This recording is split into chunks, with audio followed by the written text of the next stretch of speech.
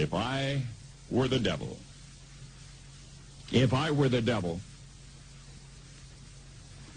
if I were the prince of darkness, I'd want to engulf the whole world in darkness, and I'd have a third of its real estate and 4/5 of its population, but I wouldn't be happy until I had seized the ripest apple on the tree, thee.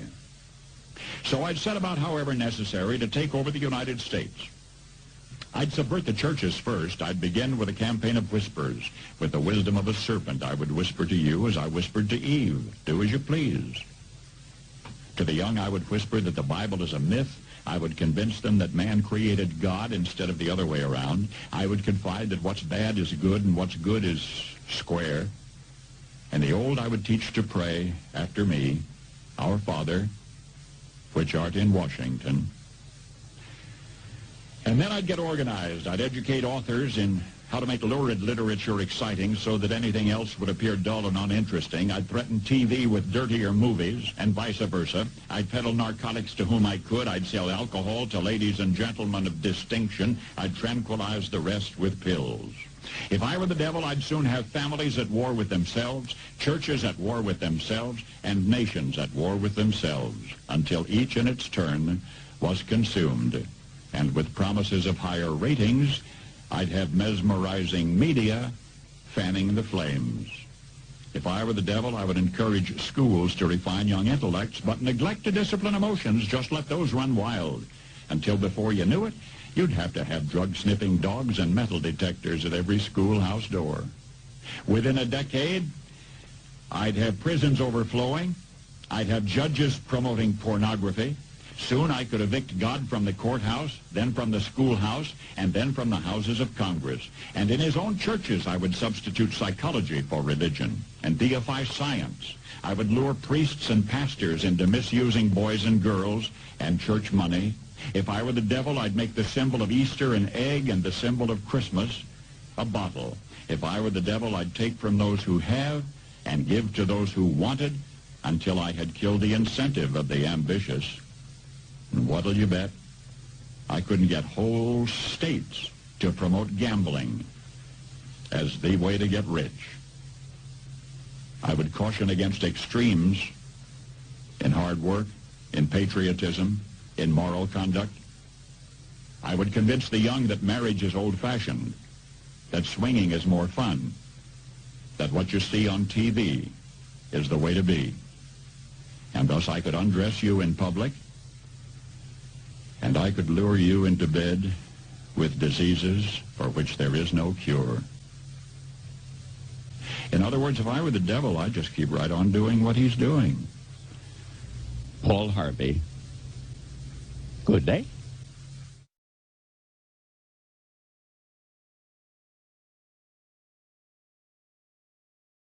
This is God's country.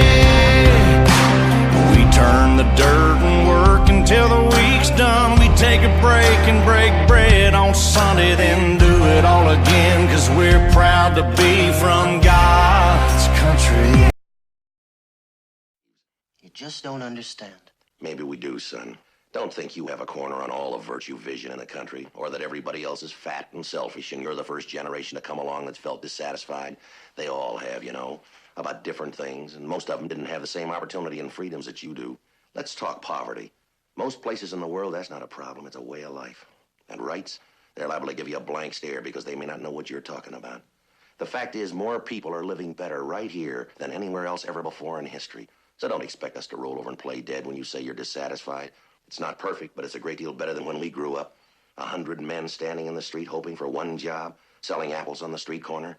That's one of the things we were dissatisfied about, and you don't see that much anymore. You're taller, stronger, healthier, better educated, and you live longer than the last generation. And we don't think that's altogether bad. You've probably never seen a quarantine sign in your neighbor's door. Diphtheria, scarlet fever, whooping cough. Probably none of your classmates are crippled with polio. You don't see many mastoid scars anymore. We've done quite a bit of fighting all around the world. Whether you think it was moral or not, a lot of people are free today to make their own mistakes because of it. And that may just include you. I don't know. Maybe part of it's the fact that you're in a hurry. You've grown up on instant orange juice. Flip a dial, instant entertainment. Dial 7 digits, instant communication. Turn a key, push a pedal, instant transportation. Flash a card, instant money. Shove in a problem, push a few buttons, instant answers. But some problems you can't get quick answers to, no matter how much you want them. We took a little boy into Central Receiving Hospital yesterday. He was 4 years old. He weighs 8.5 pounds. His parents just haven't bothered to feed him. Now, give me a fast answer to that one. One that'll stop that from ever happening again. And if you can't settle that one, what about the 55,000 Americans who will die on the highways this year? That's nearly 6 or 7 times the number that'll get killed in Vietnam. Why aren't you up in arms about that? Or is dying in a car somehow moral? Tell me how to wipe out prejudice. I'll settle for just the prejudices you have inside yourselves. Show me how to get rid of the unlimited capacity for human beings to make themselves believe that they're somehow right and justified in stealing from somebody or hurting somebody. And you'll just about put this place here out of business. I don't think that we're telling you to lose your ideals or your sense of outrage. They're the only way things ever get done. And there's a lot that still needs doing. And we hope you'll tackle it. You don't have to do anything dramatic like trying to come up with a better country. You can find enough to keep you busy right here. While you're at it, don't break things up in the name of progress or crack a placard stick over somebody's head to help him see the light. Be careful of his rights, because your property and your person and your rights aren't any better than his. And next time you may be the one to get it. We remember a man who killed 6 million people and called it social improvement. So hang in. Don't try to build a new country. Make the old one work. It has for over 400 years. And by the world's standards, that's hardly more than yesterday.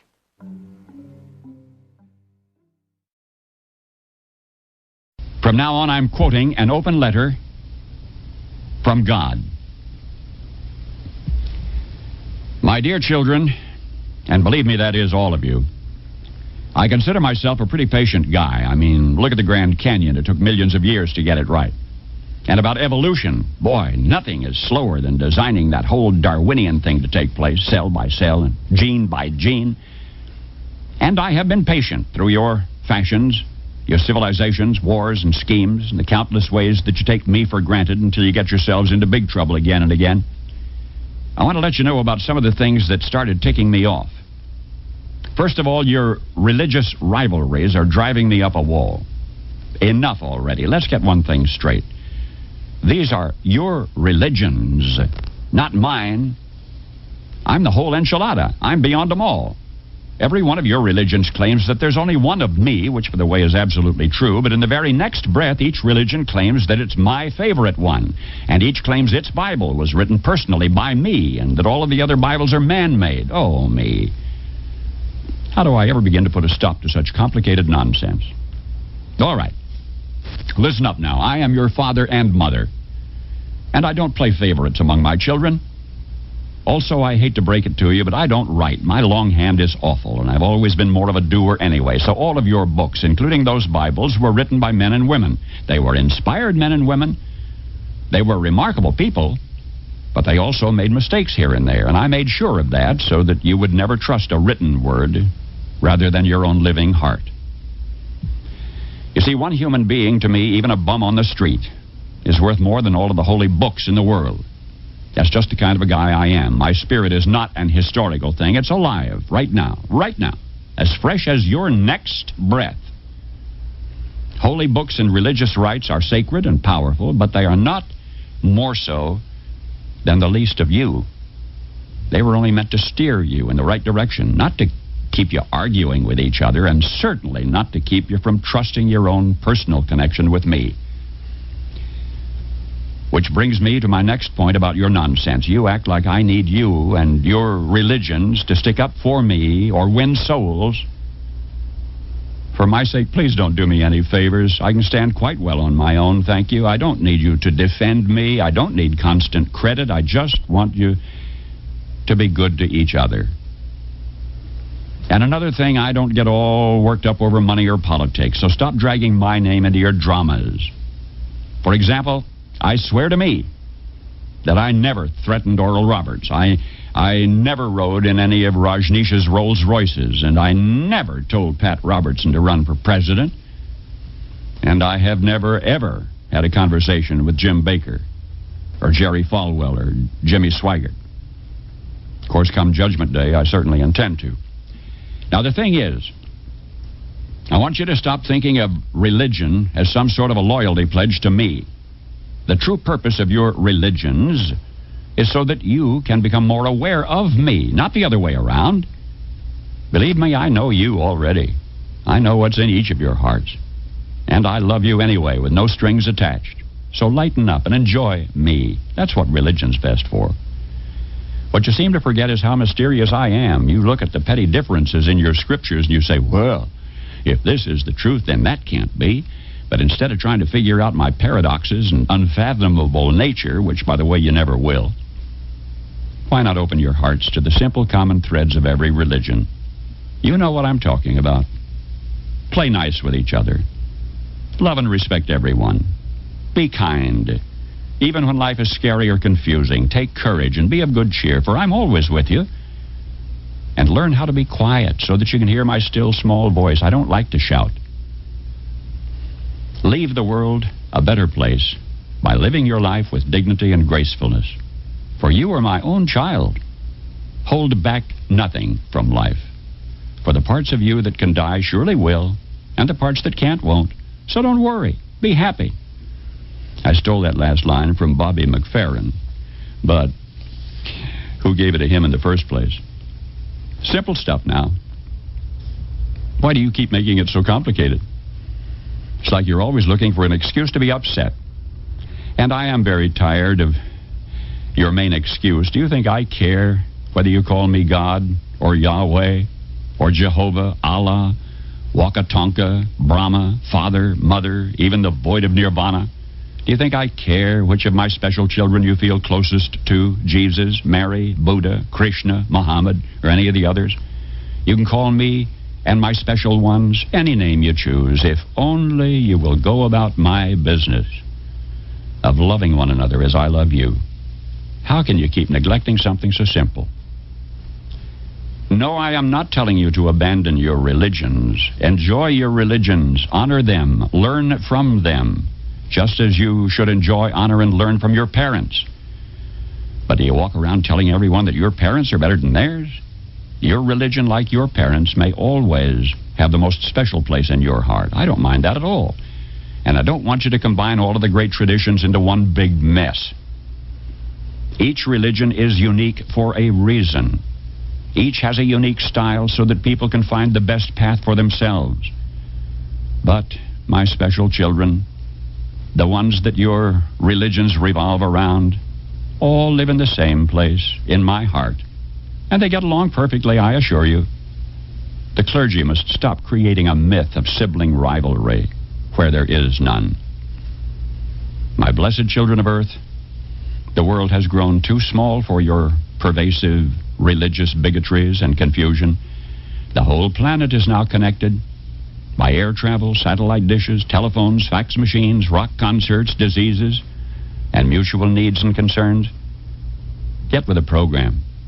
If you really want to help me celebrate the birthday of my son Jesus, then commit yourselves to figuring out how to feed your hungry and clothe your naked and protect your abused and shelter your poor. And just as important, make your own everyday life a shining example of kindness and good humor. I've given you all of the resources you need if only you abandon your fear of each other and begin living and loving and laughing together.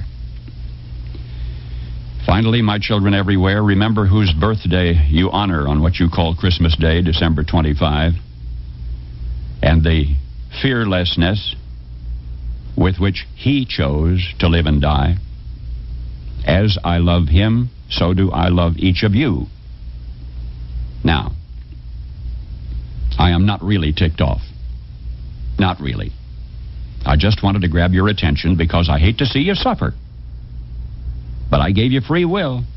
So what can I do now other than try to influence you through reason, persuasion, and a little old-fashioned guilt and manipulation? After all, you know, I am the original Jewish mother. I just want you to be happy. And I'll sit in the dark. I really am, indeed, I swear, with you always, always. Trust in me. Your one and only God. End quote. Paul Harvey. Good day.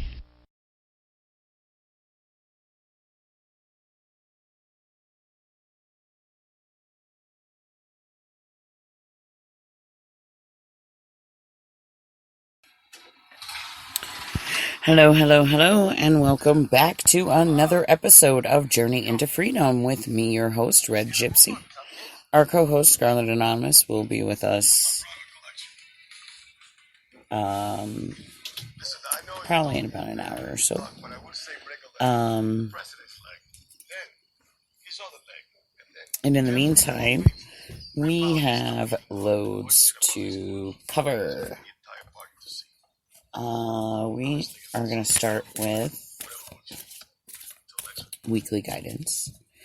And our weekly guidance this week, I'm shuffling cards.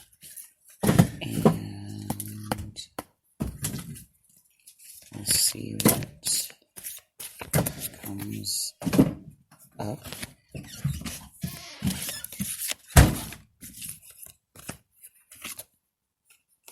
Okay. Well,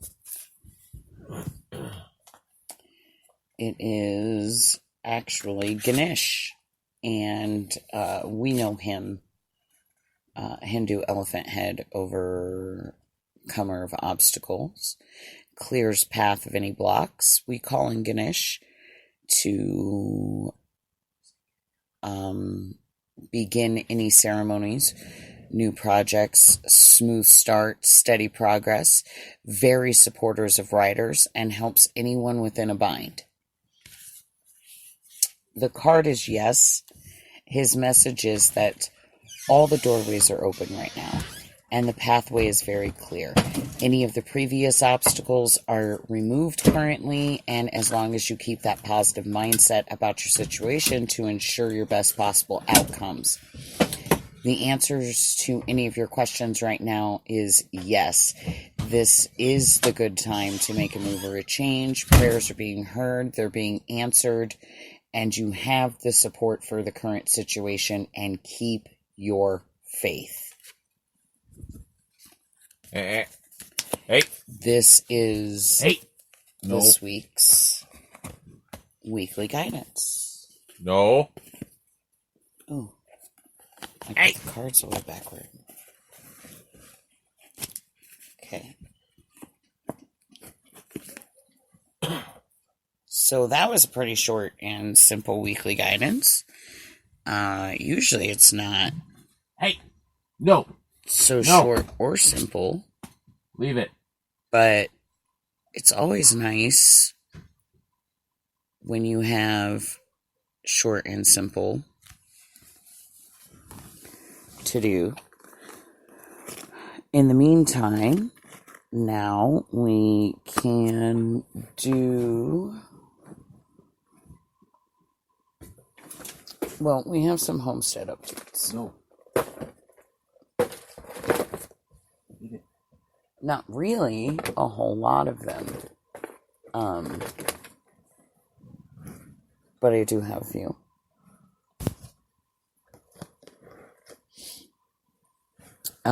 So Kitten the llama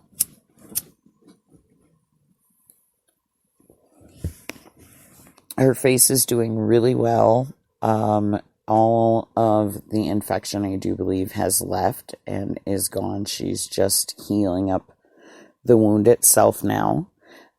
She has definitely put on some weight.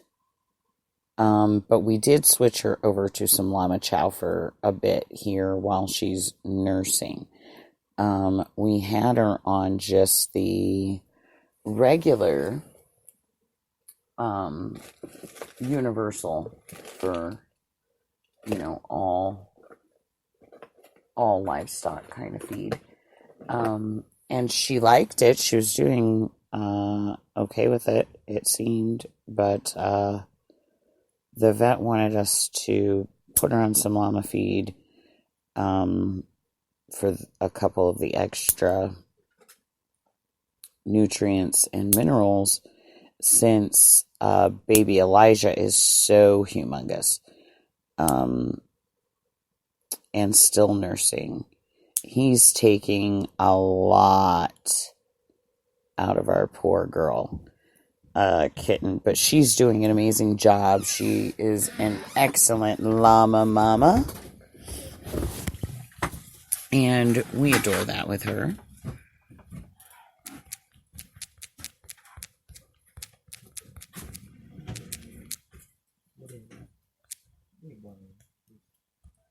We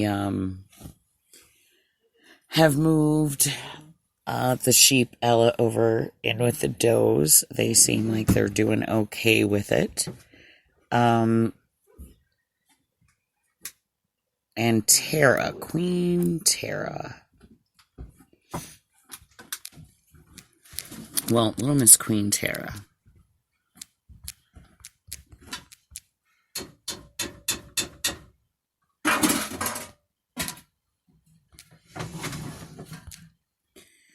Our little Miss Queen Tara has actually done quite well.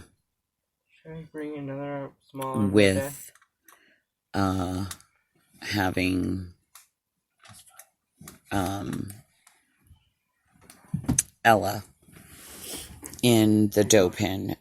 She does, still dominate, queen her,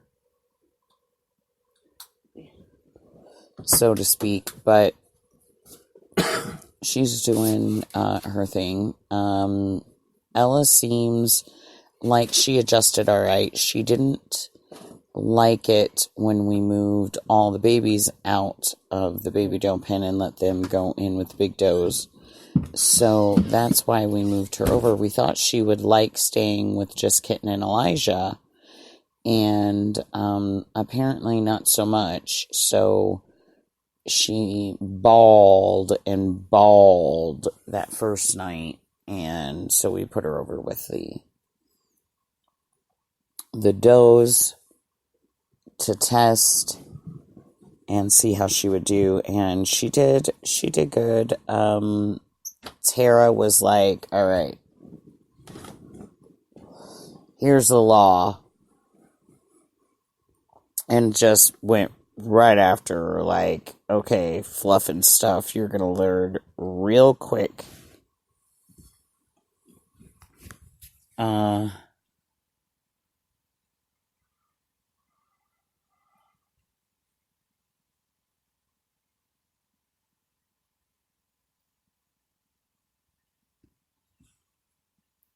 Hi, Terry.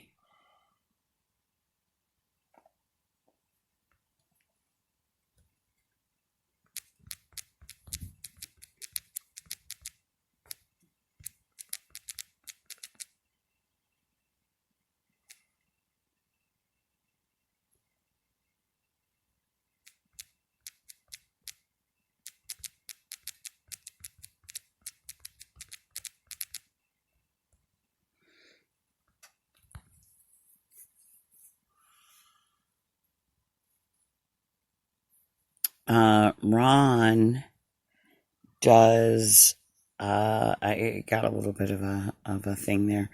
Ron does our show, Emergency Preparedness.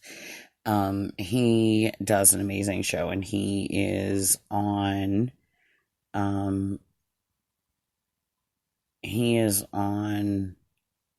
before me. So,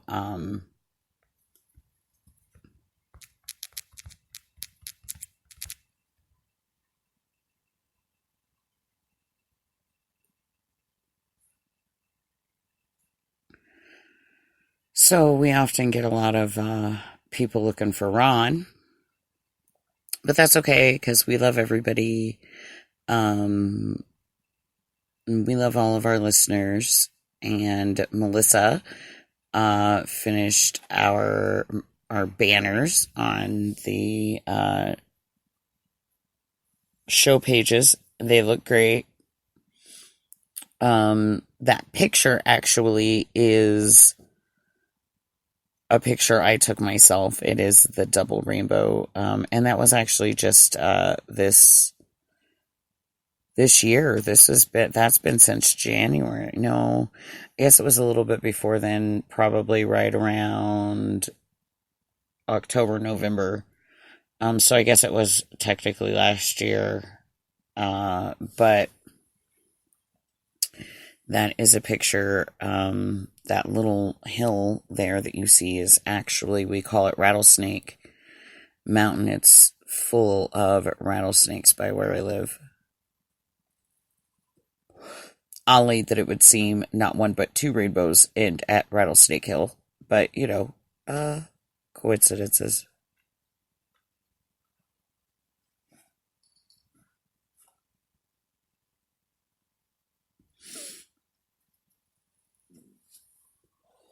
So Tara's been doing good. She is, it's Tara. I'm gonna say she's pregnant and, doing her thing. She definitely has the attitude once more of her pregnancy. She is a very sweet girl. Even when she is pregnant, Queen Tara is a real sweetheart. I think that might be part of why she is the electoral queen of the herd. I think Tara is probably the most compassionate out of all of the does. She, the hierarchy is so amazing to watch, and I can't wait to see how it happens this year with kidding and how our Queen Tara is going to be with everybody. Last year when we had the new kids, she would wait for them to be birthed outside of the birthing barn, and then immediately once she knew everything had settled down and she had seen us come and go and start getting food and water, she lets herself in and she goes right in and she headbutts every single new kid. It's like the official Tara stamp of approval. You are in the herd. Welcome to the world, and life is rough, so get up and get over it. And that's just her like initiation. Once Tara has come in and met the new kids and done her headbutt and left, the rest of the goats are lined up pretty much in a single file line, and they all come in 1 to 2 at a time and, nuzzle and say hello and check on the mom and exit. Whether they're pregnant, whether they've just delivered, whether they've never had babies, the entire herd goes through the cycle. So this year the herd is so much bigger. And we've got so many more kids coming, so it's going to be really, really interesting to see if they hold to this pattern and continue to do it. I really think that they will. The hierarchy of the herd is quite strong. And it doesn't seem to matter whether you've been here the whole time or whether you've been adopted in over time. Tara is the queen. That's just how it is. Tara is the smallest one in the whole group, y'all. She's just so tiny when you look at her compared to everybody else. And then to realize that tiny little girl runs that whole show. Like nothing does anything in that pasture without Queen Tara's approval. It doesn't happen. She is very much large and in charge when it comes to the herd. Now, this year, we did not breed Tara to Butchie. It's the first year we haven't done that. So she could or could not be bred because we actually decided to breed her to Asher this year. And he is the upcoming young Anglo-Nubian buck, and he isn't proven yet, although we have our suspicions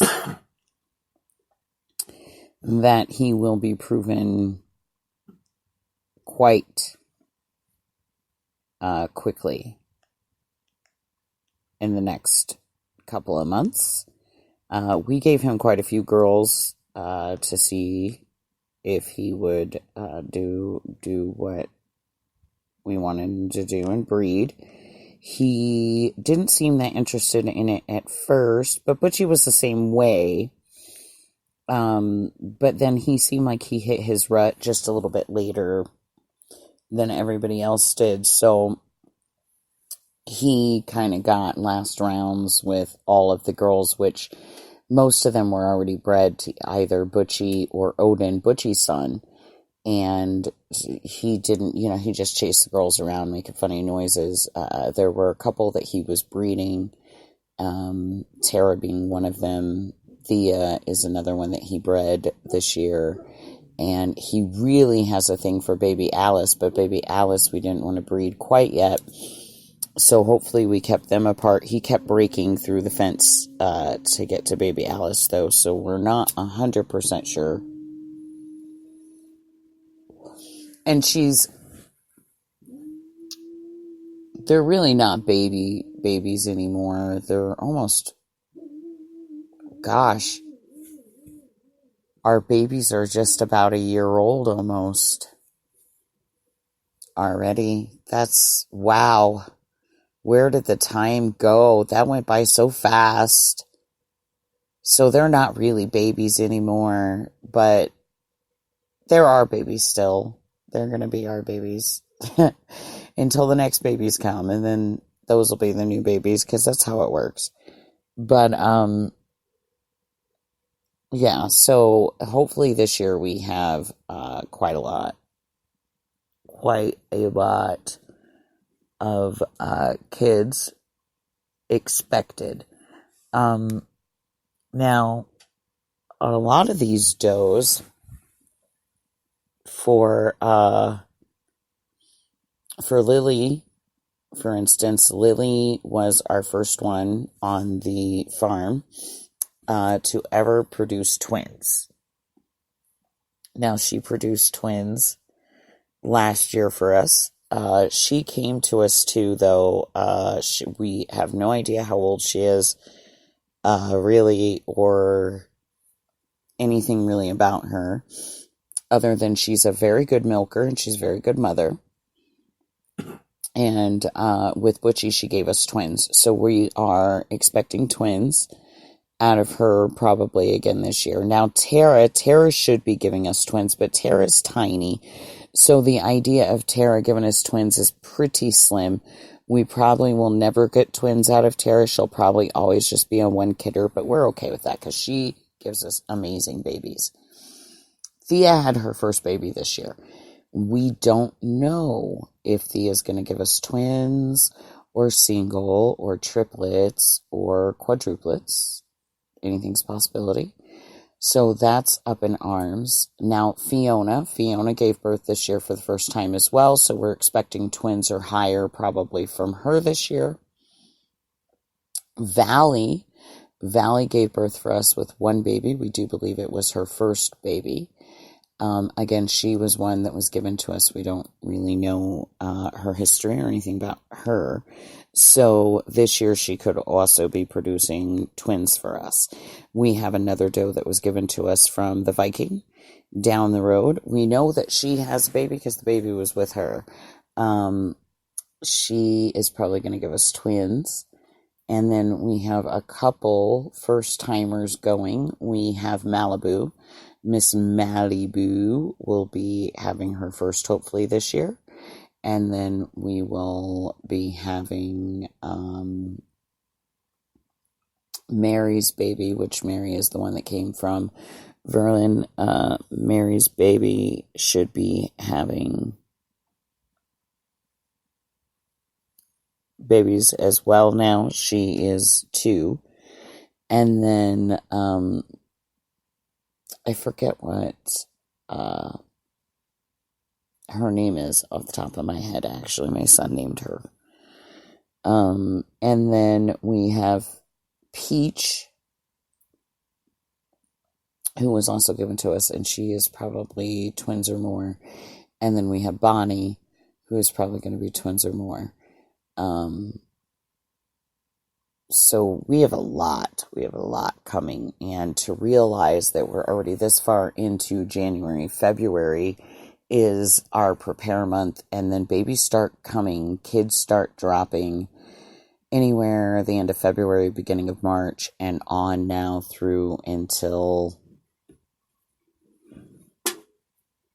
they've all delivered. That can be now up till June. So they'll start coming in March and probably won't stop coming officially until they've all delivered until June. That should be the way that it worked itself out in our breeding plan, and we'll see how it works. But this should help us keep does in milk, which means we get to make more soap, more cheeses, more things with our goat's milk this year. It also means that auction season is also just a couple months around the corner, and I have to hit that up and get some baby sheep this year, some baby lambs. We need to get a ram for breeding, and then we need rams for butchering out for meat, and we need a couple more does for the breeding plan with them. Then we have Kitten and Elijah. Now Elijah gets separated from her in about another 3 to 4 months. We could probably separate him because he's big enough. If we choose to do that, then she probably, for separation, what we're going to end up doing originally is we'll pull him off of Kitten, and we'll possibly take Kitten down to the breeder and drop her off for about a month or so for rebreeding, and because they are pregnant for a full year.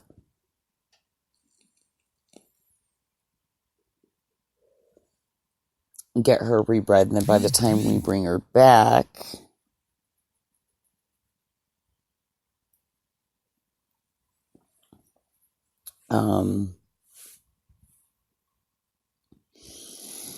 baby Elijah should be over his, mommy phase, and it should be easier to then keep them separated and apart, and then hopefully we get the female that we want from a different father line, and then we have a breeding mate for baby Elijah, which would be fantastic.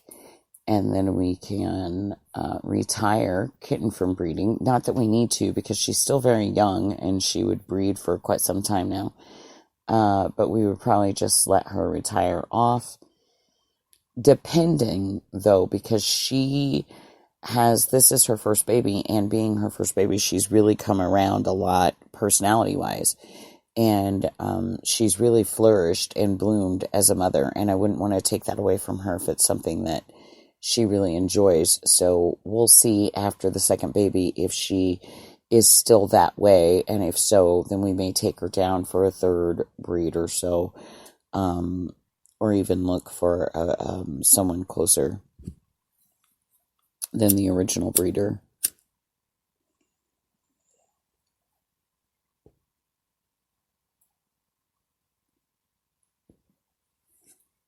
So I think that's really it for our homestead updates. And we did the weekly guidance. We're still waiting on our Scarlet, which, she's Scarlet, and she's working on the farm, and she did happen to get a bit of a late start today. I don't know, her phone was being really crazy, which that's something we could talk about too. So Facebook died, right? I mean, I know we all knew about that. Facebook just, like, took a big crap, and it wasn't doing anything. Like, so many people were reporting about it. So many people were saying how it wasn't working right, and it wasn't doing what it was supposed to be doing. And so, along with that, I personally noticed that,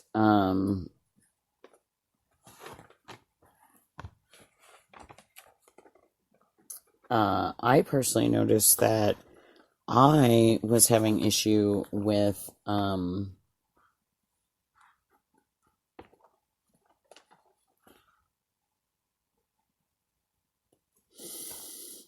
my phone. And I have AT&T, and, you know, I call Scarlett every day at lunch, from my job. We talk for about, you know, maybe 15 minutes or so. We talk kind of just a little bit on how the day's gone and what's happening in our lives for a minute, and, you know, what have you. I don't really complain about work because I never really have anything to complain about work about. So we really do just kind of like talk, business, shop, current events, things that are happening. But I noticed I was unable to call her for almost 2 days. It wouldn't let me call her. If it did call out, it was very staticky. It was like it was underwater, and she never answered. I would always get the voicemail, and the voicemail sounded like it was severely staticky, underwater craziness. And that went on for a couple days. I could text just fine. I could use the internet here or there. This went on for Friday and Saturday. And now today, on Sunday, she's experiencing very similar problems in Minnesota. So it's very curious. I noticed here where I am that I couldn't call outside of my, like, area. I couldn't call, I tried to call my husband, for instance, and it didn't let the call go through until he had made it back to this side of our mountains in the valley. When he was on the other side of the mountain, not in the valley, it wasn't letting me call through to him. And my internet was very sketchy. Sometimes it would be there and be working, and other times not at all. So I do know that she was having issues with her phone now. So I find that, I'm not saying that there is anything, that there is a link in any way. I'm just taking note that I experienced it for 2 days, Friday and Saturday. Today it's been working fine, and now hers is doing it.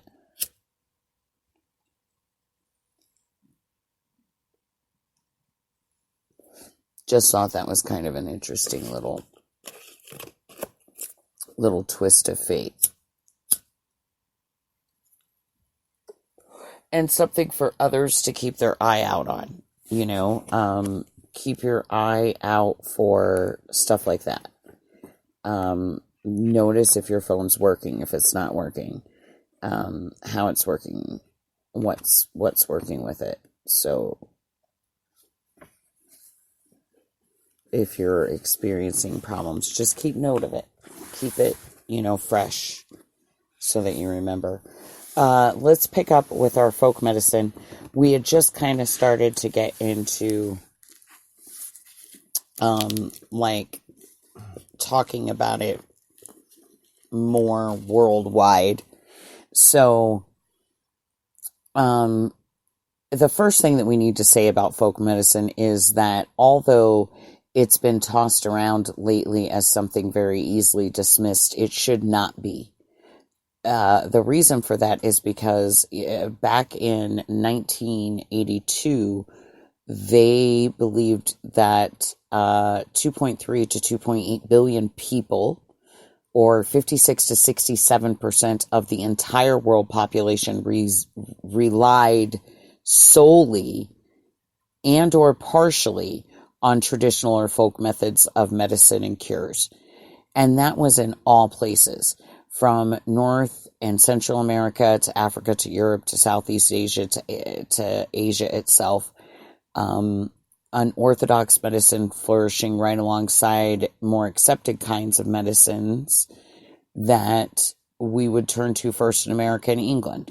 So there was an expert that says at least 25% of prescriptions dispensed by modern day physicians contained active ingredients from plants.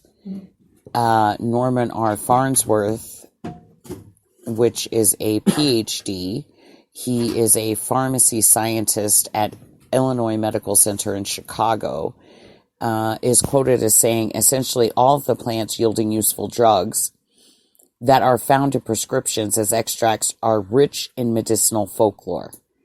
And if it were not for folk medicine, there would absolutely be...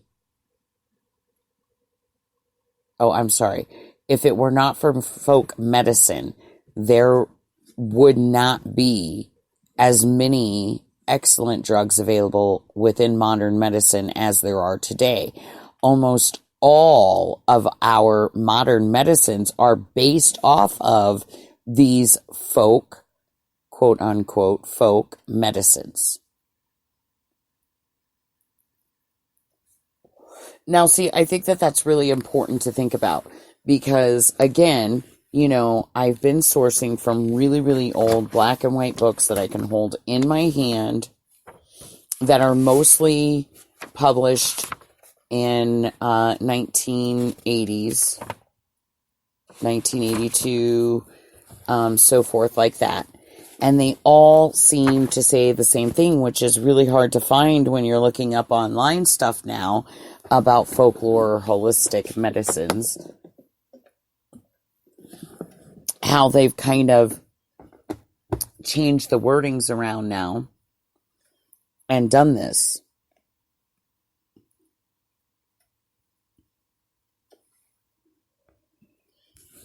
And they've done it in a way that we have allowed. Oh. Shoot. Okay. And again, it goes all the way back to Galen. We can't really, you know, blame a lot of the modern. It goes all the way back to Galen, and when he decided that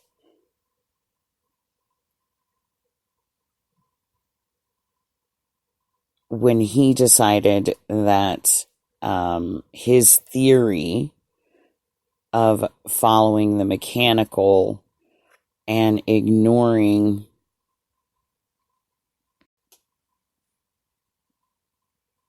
the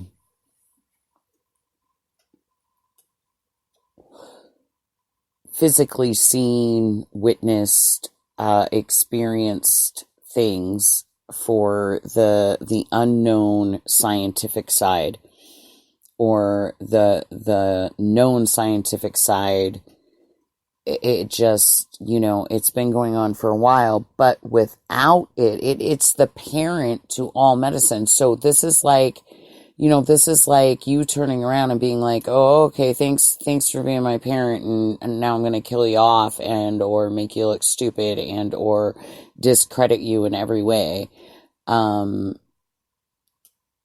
because you interfere with what our complete goal and agenda is. And that is scary. That is scary on many levels. It's dragoon behavior. I know you guys keep hearing me say that, but it's true. It's a dragoon thought process. It's a dragoon behavior. They do it on purpose. to discredit and make them, look illogical. Quackery is one thing that's thrown around quite often. When that's just simply not true at all. Without it, you wouldn't have most of the medicines that you had. You wouldn't even have most of the treatments that you have. They've taken things from nature and they've synthesized it and man-made it. And supposedly that makes it better. I don't necessarily think that it does, but that's personal opinion. And I can admit that is completely 100% personal opinion. So I don't think that it's necessarily better, but it's important, I think, for us to remember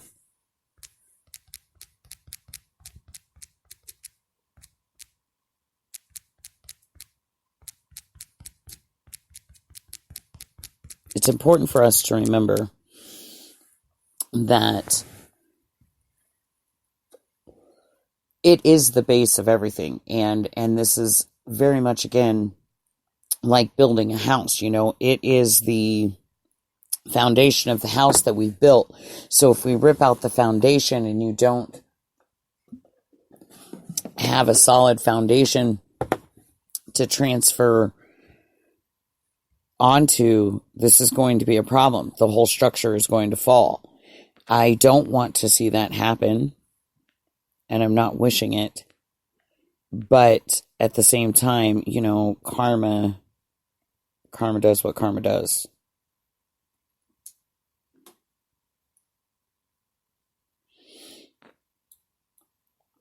We also have to take a moment and, I know the talk of the moment is Kobe Bryant dying in the helicopter crash with his daughter. And our hearts go out to him. We have done some silent prayer for his family, and we hope that this tragedy heals within them quickly.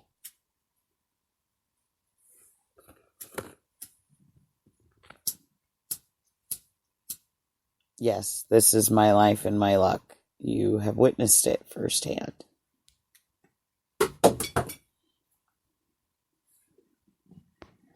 That was a comment to the peanut gallery for those that may be a little lost there. So, hopefully he's going to find us another lighter somewhere without destroying everything in the process. Because he's awesome like that. And he did find us another lighter. The lighter just died. So now, let's talk about why people go to folk medicine, because that's kind of where we were at. Now, first of all, let's remind people what we are defining as folk medicine. This is the oldest of all healing traditions. It actually means the medicine of folks or average people. This is as opposed to the medicine of professional healers. Average people were healing themselves and their families long before there existed any society, long before there was a specialized role as a healer. We often think of folk medicine as herbal medicine.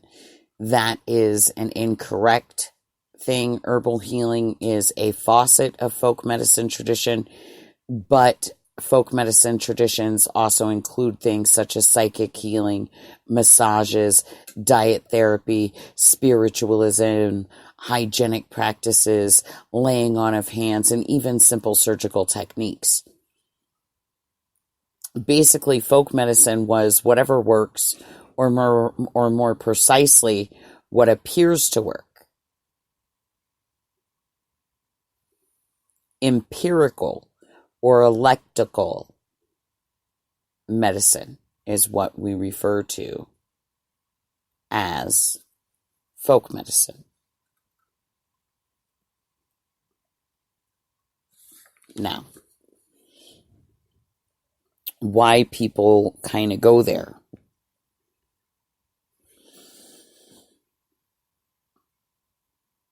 One of the main reasons is that we think it has to do with money, but that's not always the case. Some of the richest people in the world prefer to go see folk healers rather than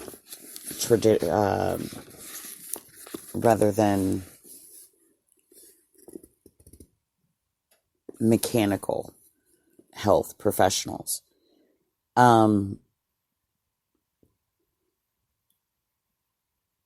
It is less expensive to keep from getting sick, which is a lot of where the folk medicines can come in handy.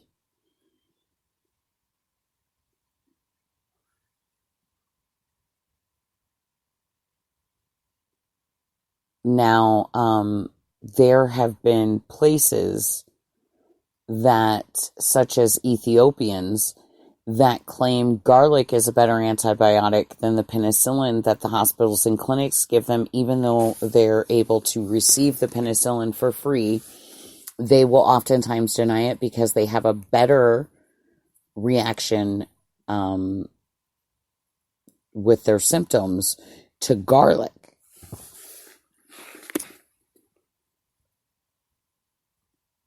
Rich and poor both take advantage of folk medicines. It's cheaper and or more in tune with cultural tradition.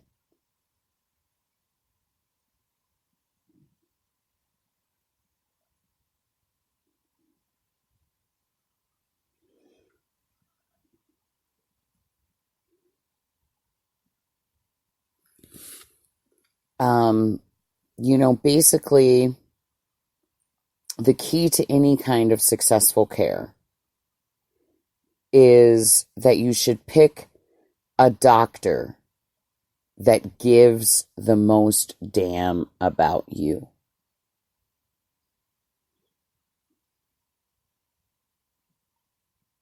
A sociologist writing from Jerusalem explains that a number of Israel's citizens turned from legitimate to illegitimate cures.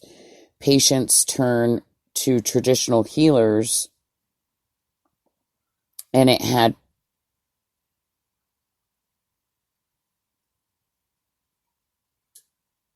when they had a personally frustrating experience with a modern physician.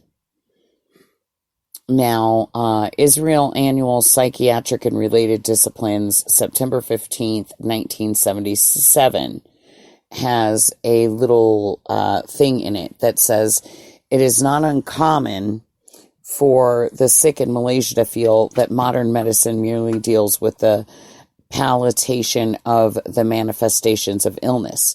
To him, an injury is merely the manifestation of some fundamental illness. Why did he fall from the tree, which he has so often climbed in the past? Was witchcraft the cause? Why did he, of all people, develop tuberculosis? Did he commit some offense, or did he annoy some spirit? To him, traditional medicine not only treats the manifestations of the illness, but can also explain the underlying events and prescribe the appropriate ritual to remove the real underlying spiritual cause. It could appear then that modern medicine fails to provide all necessary ritual and philosophic bases, which is considered essential by the members of such societies to include complete healing.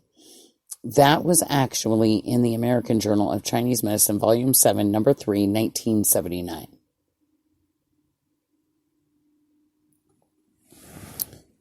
So,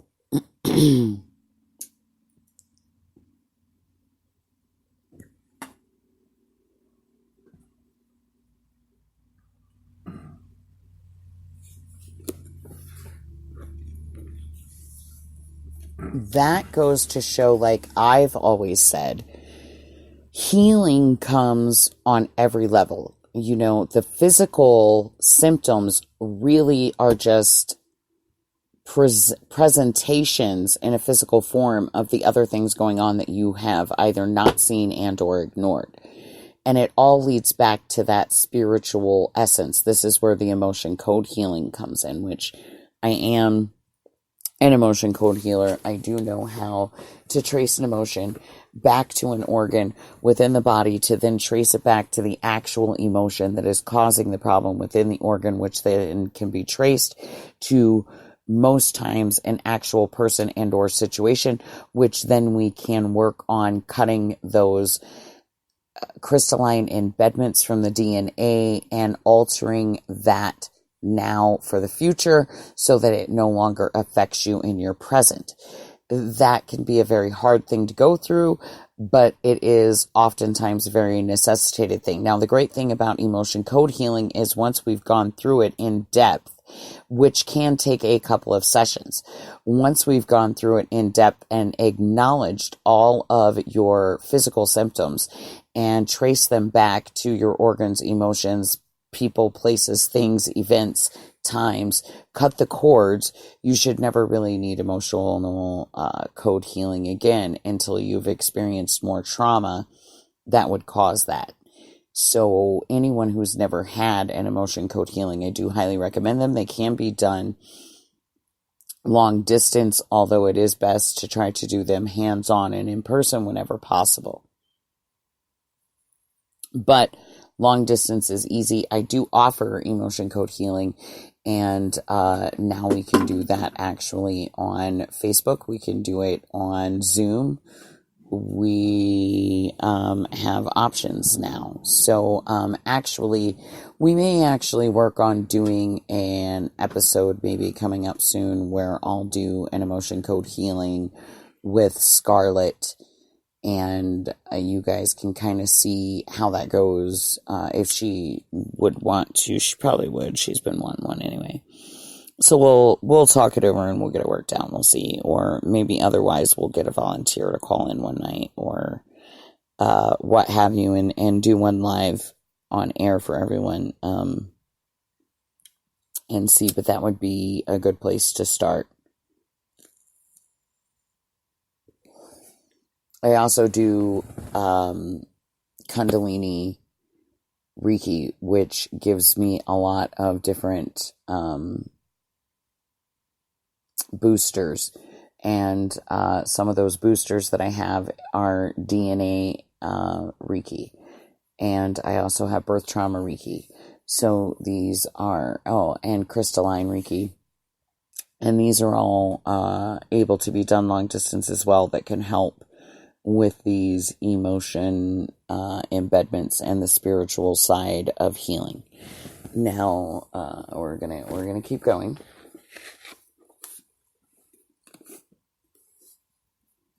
Now,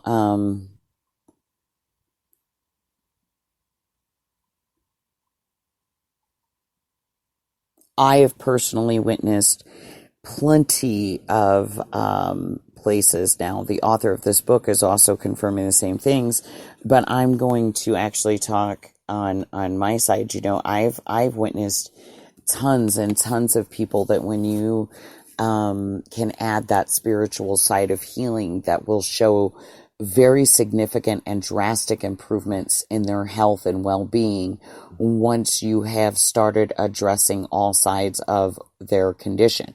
They don't just want to be a number or an illness or a sickness.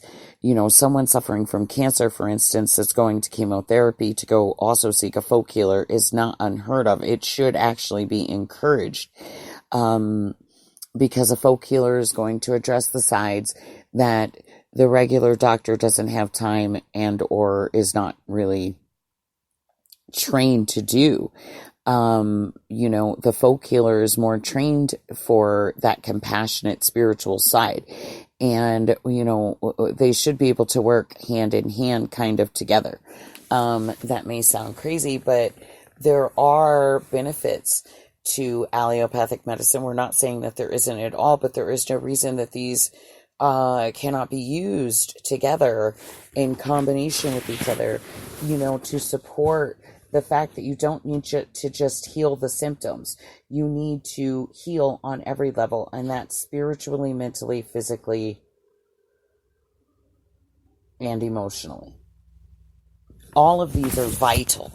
They're vital levels to heal yourself, and others. Even when you don't realize it, they're way more vital than you do realize. Because healing on all levels is always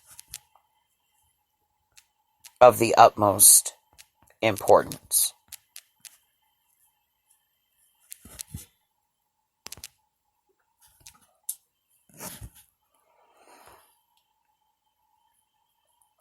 Now, this particular author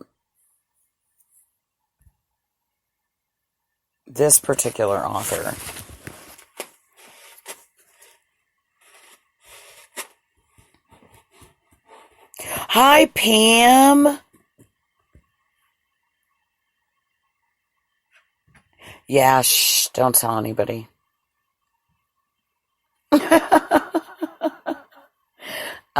When Scarlett comes, though, we're probably going to switch over to Zoom then, so you'll, again, probably get to see me.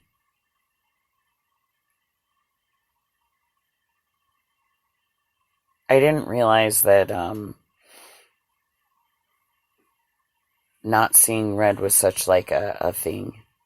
Maybe I should have kept it up like the Kinney thing.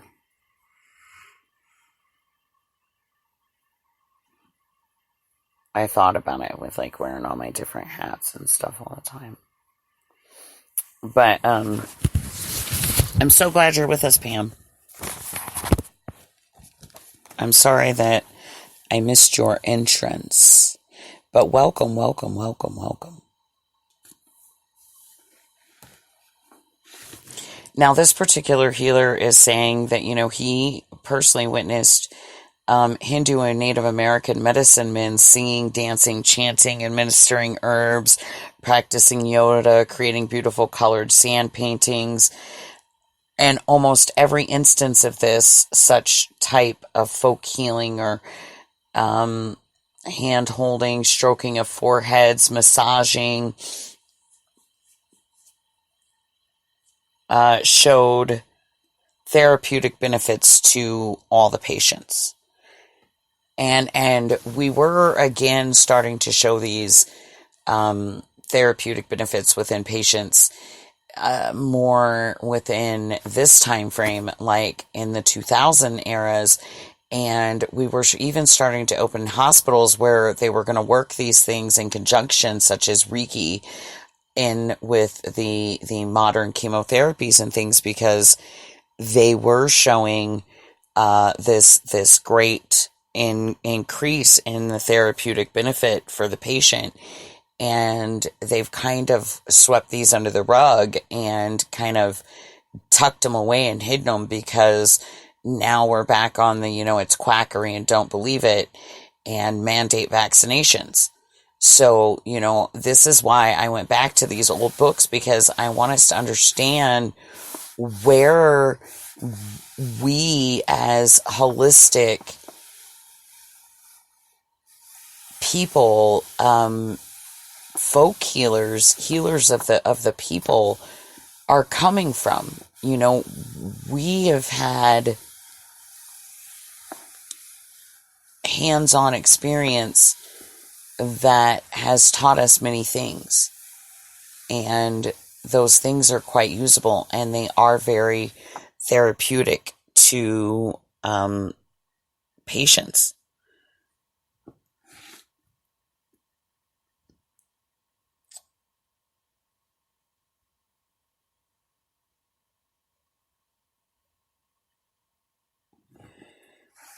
So some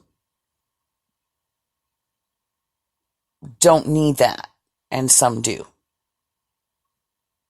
But they really, the actual personal physicians, educated personal physicians, university educated personal physicians, we'll say, don't really have the time to do these kinds of things.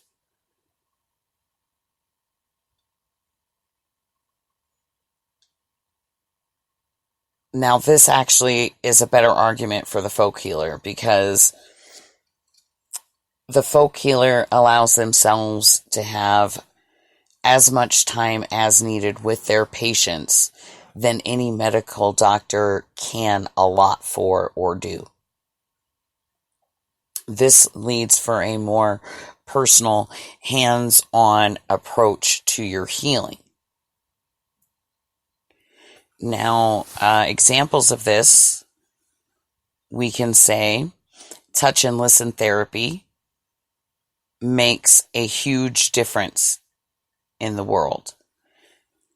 An example is an Apache woman within southern Arizona requested that her tribal medicine man was able to come and sit by her side, hold her hand, sing a healing chant for her to comfort and strengthen her. And the staff that was at the hospital where she was a patient said absolutely not, that wasn't going to happen. Because it was silly, it was superstitious, it was nonsense. So within just a few days, her common ailments, where the chance of recovery was 95%,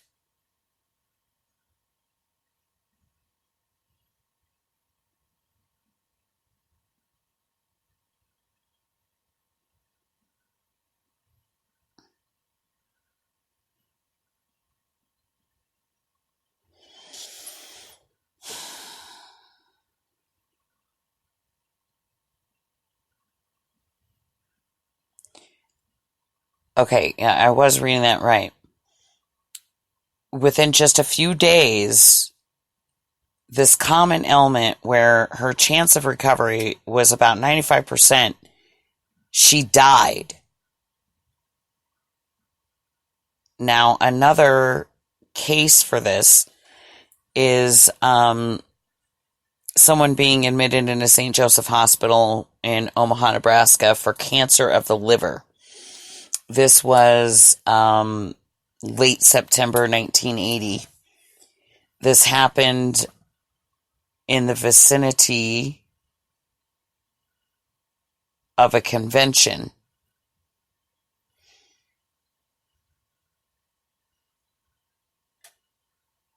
Now,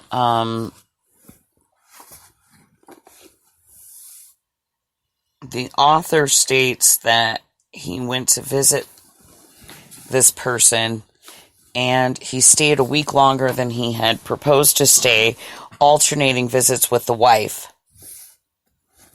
making sure to keep the sick friend or husband company. They would sing, they would laugh, they would hug, they would hold hands, they would massage, they would play cards.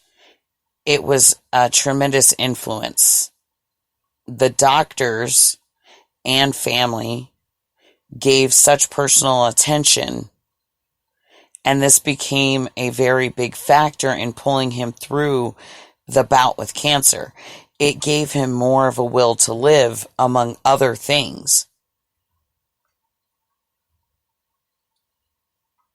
That particular incident was a turning point for this particular author, because he was then able to more carefully investigate reasons why people flock over the border to dozens of illegal cancer clinics in Mexico.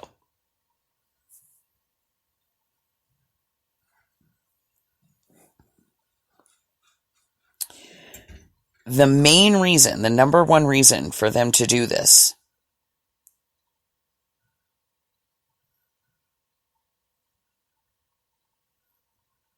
was actually not even the cures. It was the personal and undivided care and attention which they're given during their stay. They feel that they're treated more like human beings instead of a number in Mexico. Now, how sad is that, y'all? How sad is that people feel like they want to leave America and America's, great medicines to go to Mexico, not because they think that they're going to be cured, but just because they feel like they are treated like more of a person instead of a number, and that they get more individual care and more undivided attention, and that helps at least give them comfort in some manner.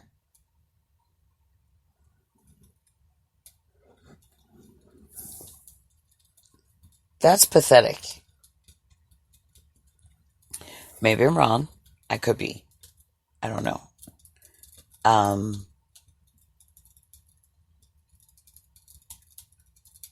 But I think that that's wrong.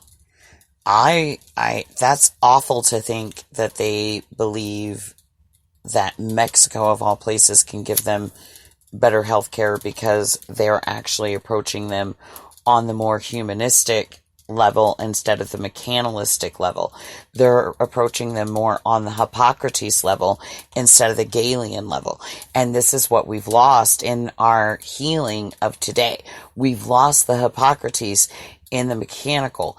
And that's not okay, because people are not getting well like they used to, because we're not healing them on every level. Even if that is a complete placebo for them, they need it.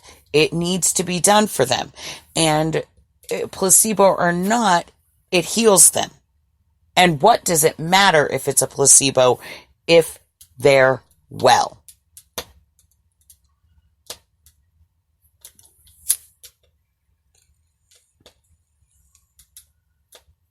Just something to think about there, I think, because I do think that that's important.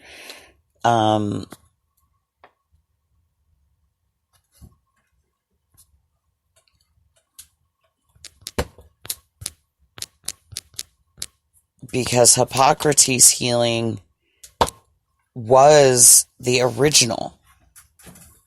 The father of medicine, guys. That's what he has been known for so long. The father of medicine. And we've totally abandoned everything that he worked towards, and we've replaced it with Galen theory, and it's not okay. It's really not. We need to start remembering that healing is all levels. That's so vital.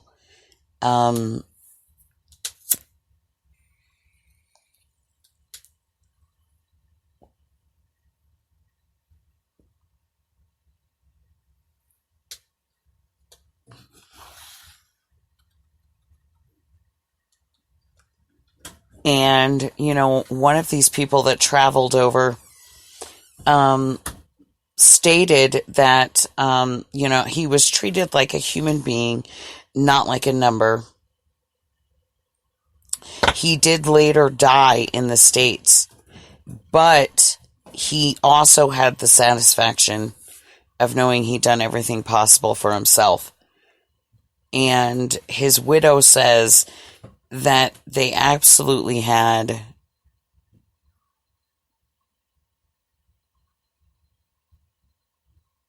right, Pam, because you were here.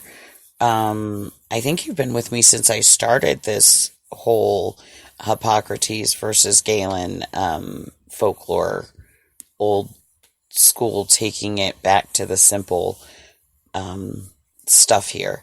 So yeah, it has kind of been a very good history lesson. I think it's one that we need, though, right? I mean, are you appreciative of this information that I'm finding?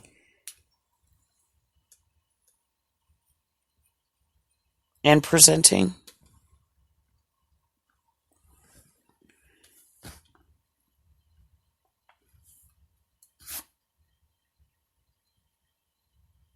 Now, the widow said that they had no personal quarrel with their own doctors, but the doctors were too busy. Her husband felt that they didn't care enough about him, and they went south to Mexico. And she held very high regard for technologies that were offered by the modern medicine, and she was even a little hesitant about talking about the questionable therapies in Mexico. She did, however, compliment their manner that they were treated while they resided there. And it's not, this is not to endorse or disregard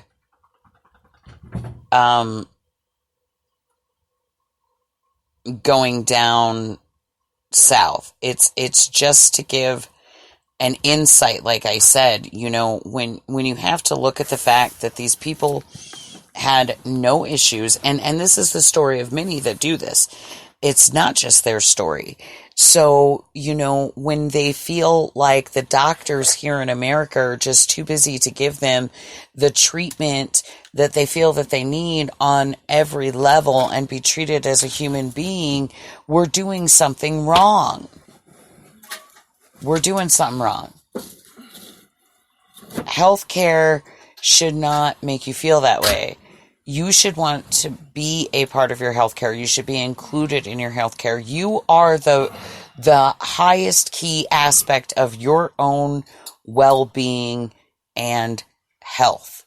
No matter what anybody tells you, that is self-responsibility. We need to start taking more of that because we've lost it.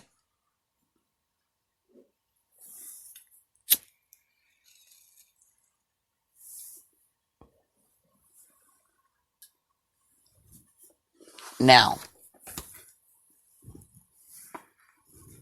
let's talk some differences between folk medicine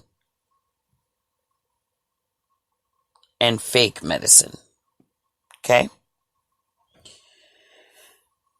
WHO.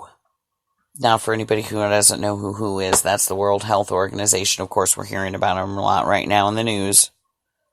We are going to talk a little bit about the coronavirus a little later when Scarlett joins us, because there's no avoiding it once she gets on here, which is why I'm not trying to talk about it a whole lot before she gets here, because that's going to be her main gig once she does arrive. But WHO is based in Geneva, Switzerland, and it actually has officially endorsed legitimate folk medicine as an alternative form of medical care to work hand in hand with regular orthodox medicines. And this actually came about with the work of Thomas A. Lambo, MD, who was the Deputy Director General of WHO. Those efforts actually upgraded traditional healers considerably and dignified their simple methods of treatment. This recognition from the Earth's largest medical association is by no means an endorsement of folk quackery. The line between good folk medicine and folk quackery is very thin. There are signs and differences between them. So let's make it clear.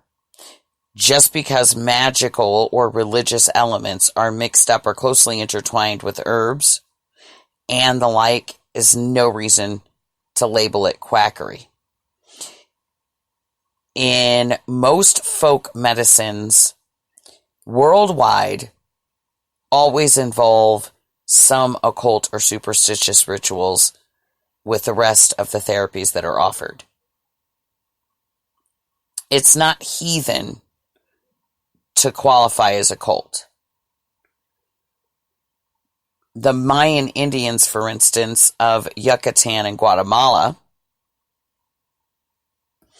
believe in some devils and demons. Their forefathers did centuries ago.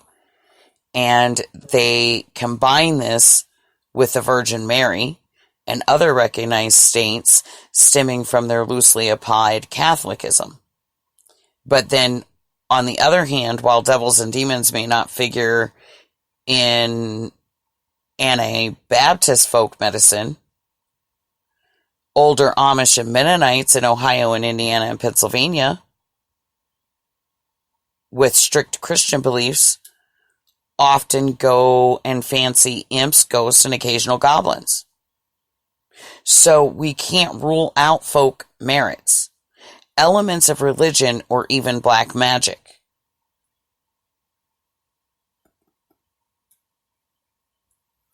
Now, one of the main ways that we can differentiate between folk and fake. Most folk doctors will work in harmony with regular medical physicians. They will never really discourage you from consulting someone orthodox if their methods are not working.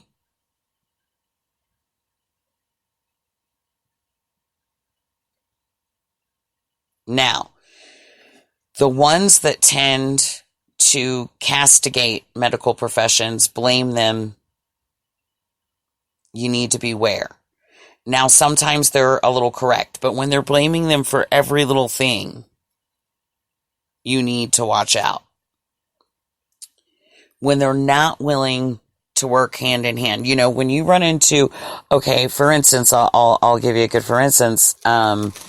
When I get somebody who's, you know, already gone, I actually prefer that you've already gone to an actual medical physician before you've come and seen me. Why would I say that? Now, I don't always prefer that. Like, if you're just, like, starting to get, like, a cold or a flu or something, and you come and you're like, hey, Red, I need a little help right now, because this is kicking my ass.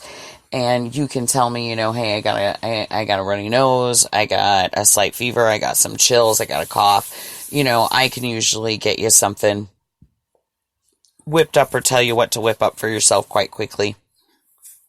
And, you know, I am also one to tell you not to run to the doctor for every little thing. But if it's something serious, I would prefer that you've gone and got diagnosed. Then we know what we're working with and what we're working towards and what the goals are and what we need to do for healing. You know, otherwise it's more of a guessing game.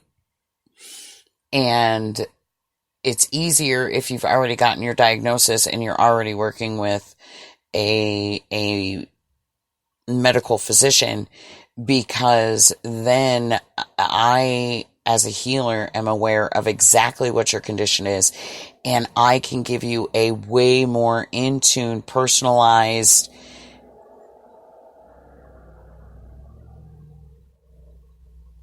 itinerary of healing.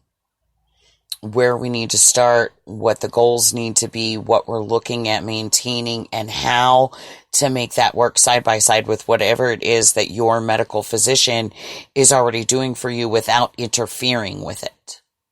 Because the goal is to work in harmony, not to interfere with. Okay?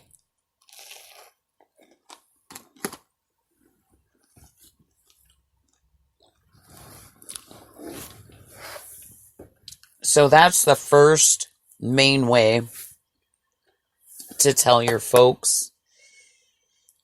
healers from your fake healers.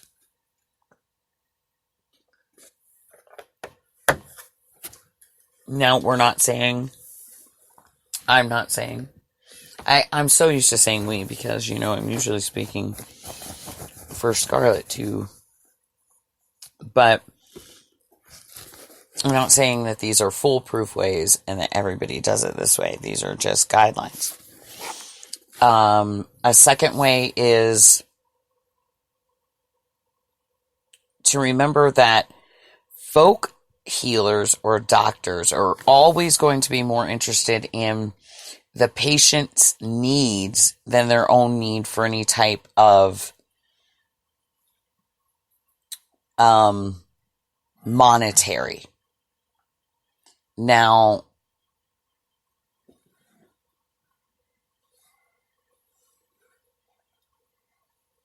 you know, that could mean that they literally treat patients who cannot pay and dismiss debt with grunt waves of hands, take some kind of fee later, do a trade for corn, chickens, potatoes, goat milk.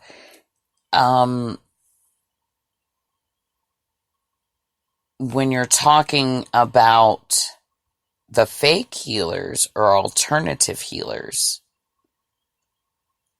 they are in it for money. So watch. If the price seems high, beware.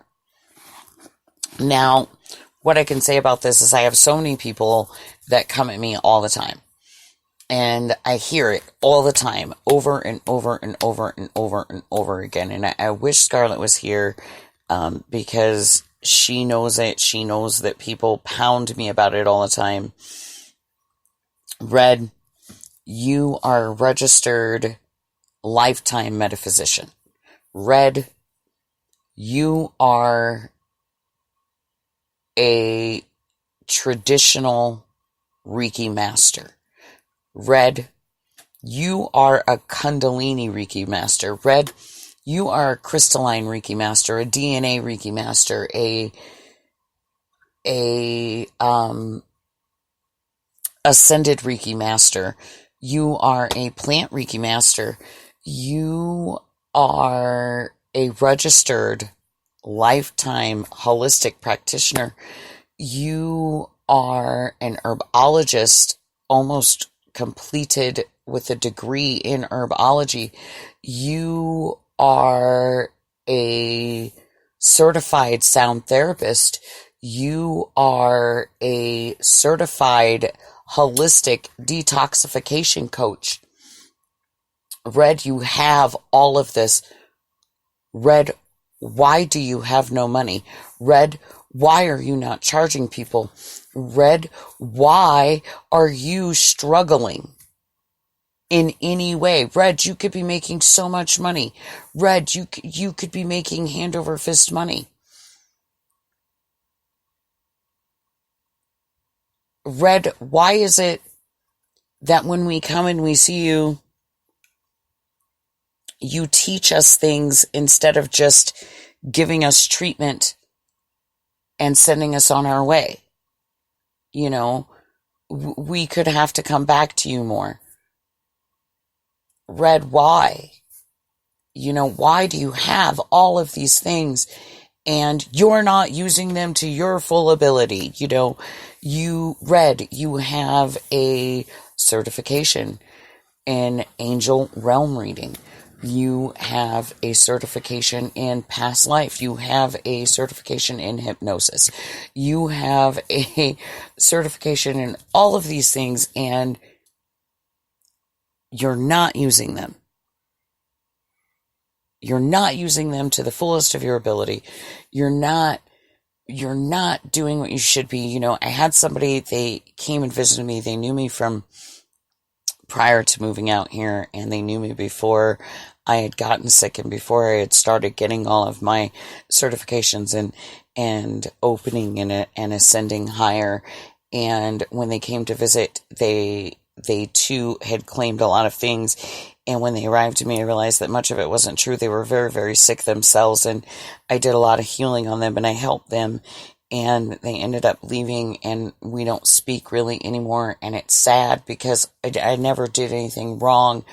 But at the same time, to them, I wasn't doing anything right, because here I was living in an RV, living paycheck to paycheck still, even though I don't really have any bills.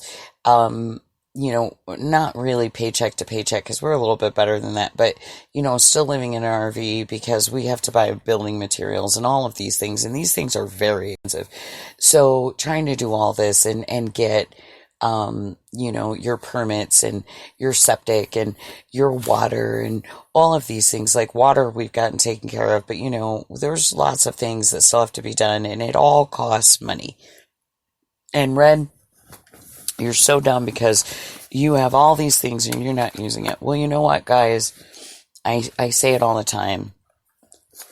First of all, if you come to me for healing and you have to keep coming to me, I haven't done my job.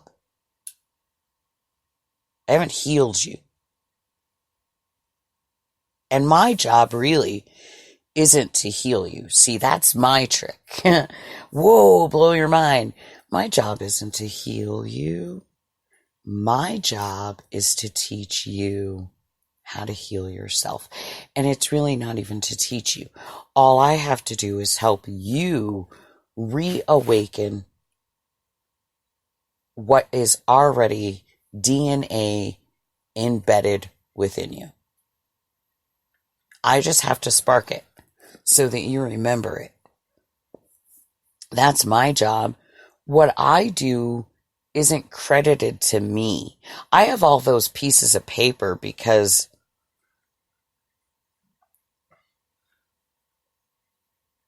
they make people feel better. I didn't learn anything from attending those classes or going to do those things that I didn't already really know.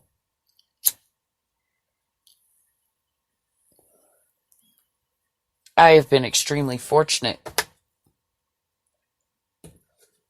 in my learning, as the Lord has very much opened my pathways and provided my learning for me step by step.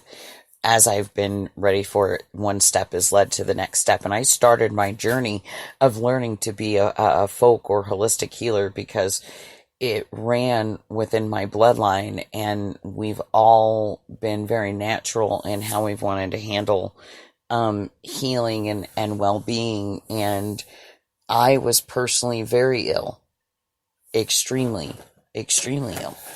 And they had me on a bunch of medications. They had me on pill after pill. You know, it started with one. By the time they were done, I was on like 25 to 27 pills. I had no quality of life. I had 2 sons, and I had no quality of life. I was so sick. I had no energy. I couldn't do things with them. I felt like a horrible parent.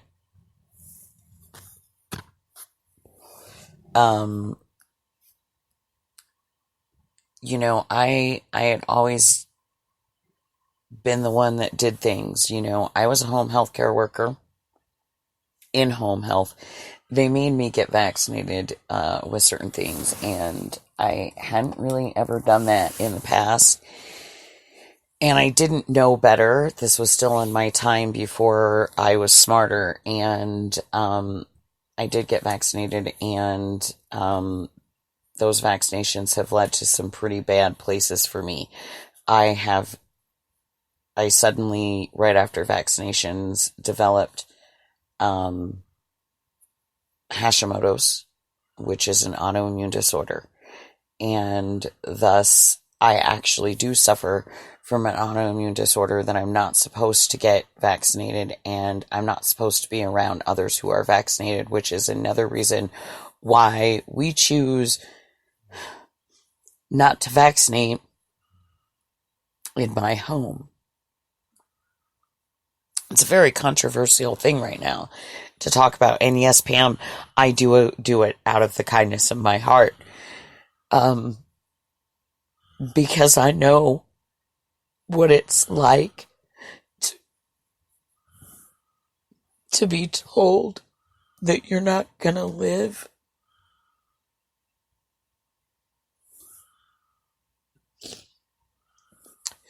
I know what it's like to be told that you're not gonna live to see your children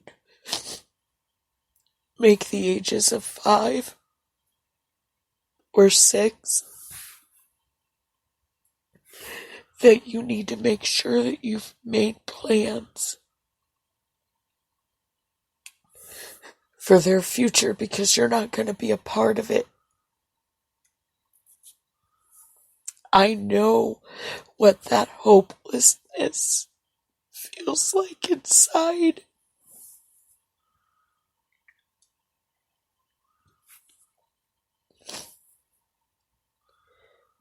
And then I woke up one day and I said, you know what? No, I don't accept this. The Lord is not going to let this happen. And I remembered that way back in my history, I had stumbled upon someone that had taught me self-Reiki. And I started to use it, and I looked that person up, and I got my second level of Reiki.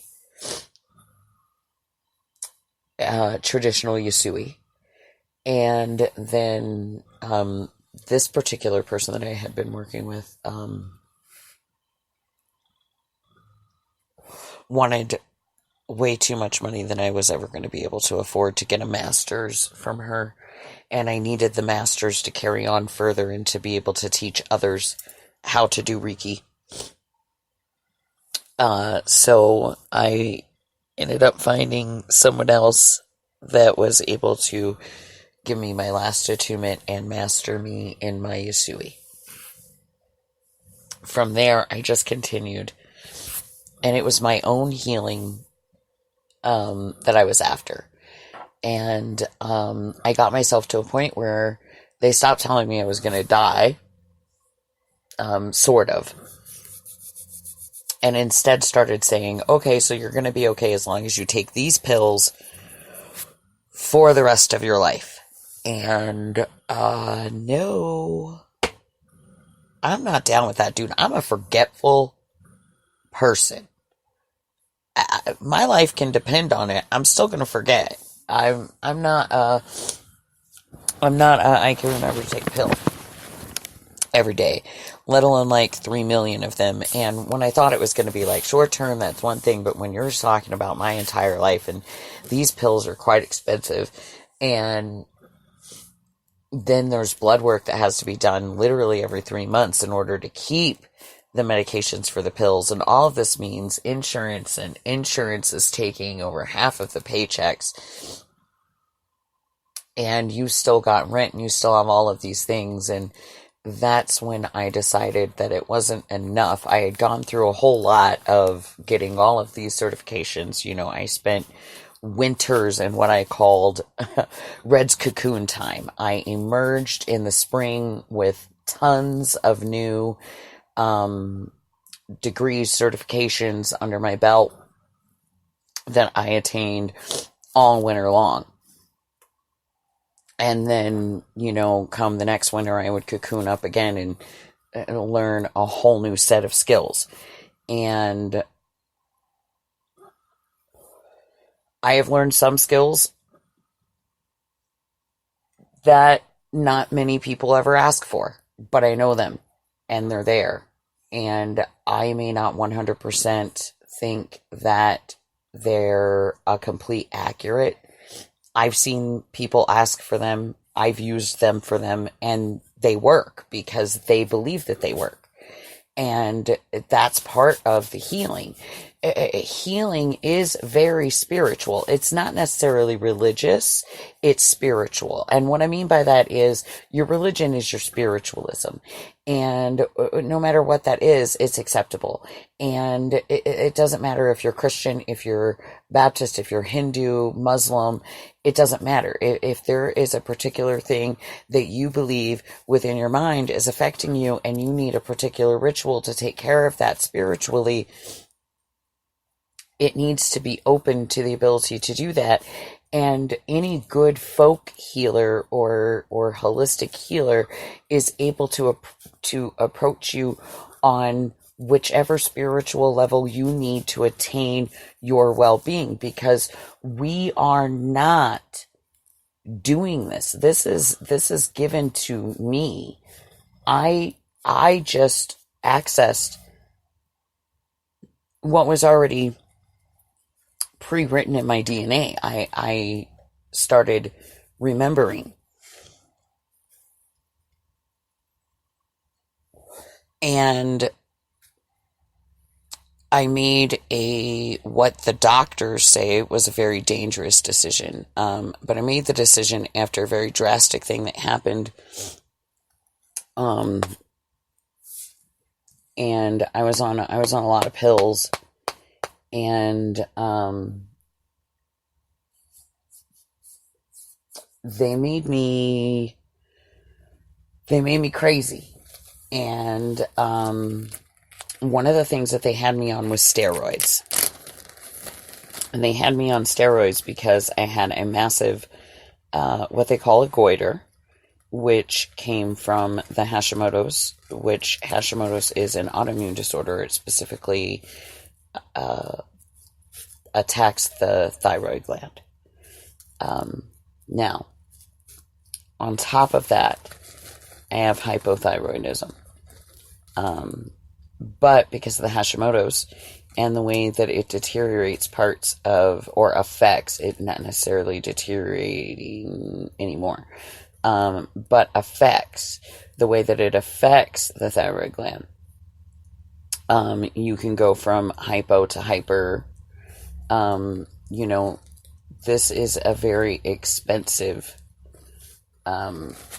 thing to be diagnosed with in life. And I was unaccepted. And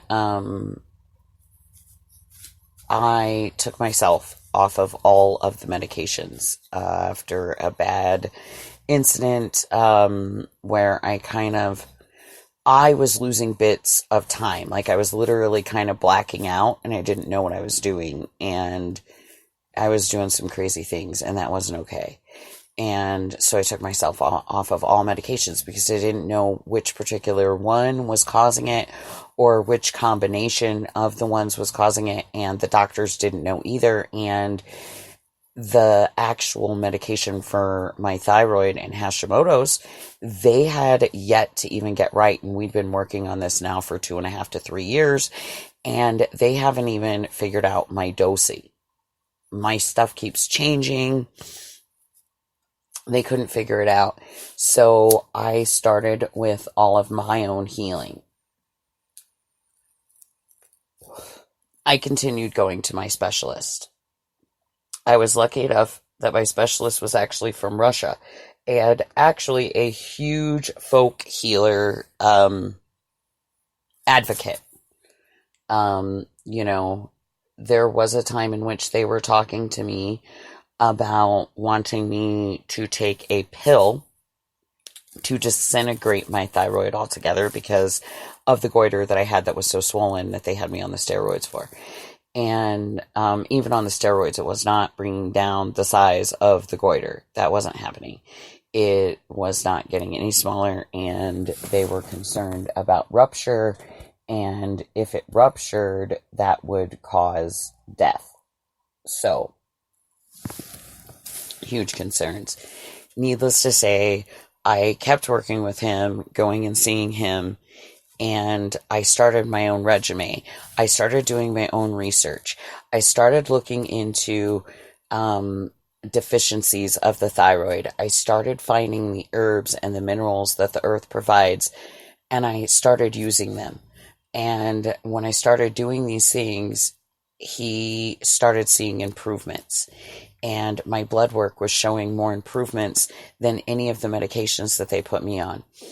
And he was very encouraging, and he kept encouraging me to do this. And we were 2 blood works in, and blood works are every 3 months. And we were 2 blood works in, so we were 6 months into this, what he was calling my experimental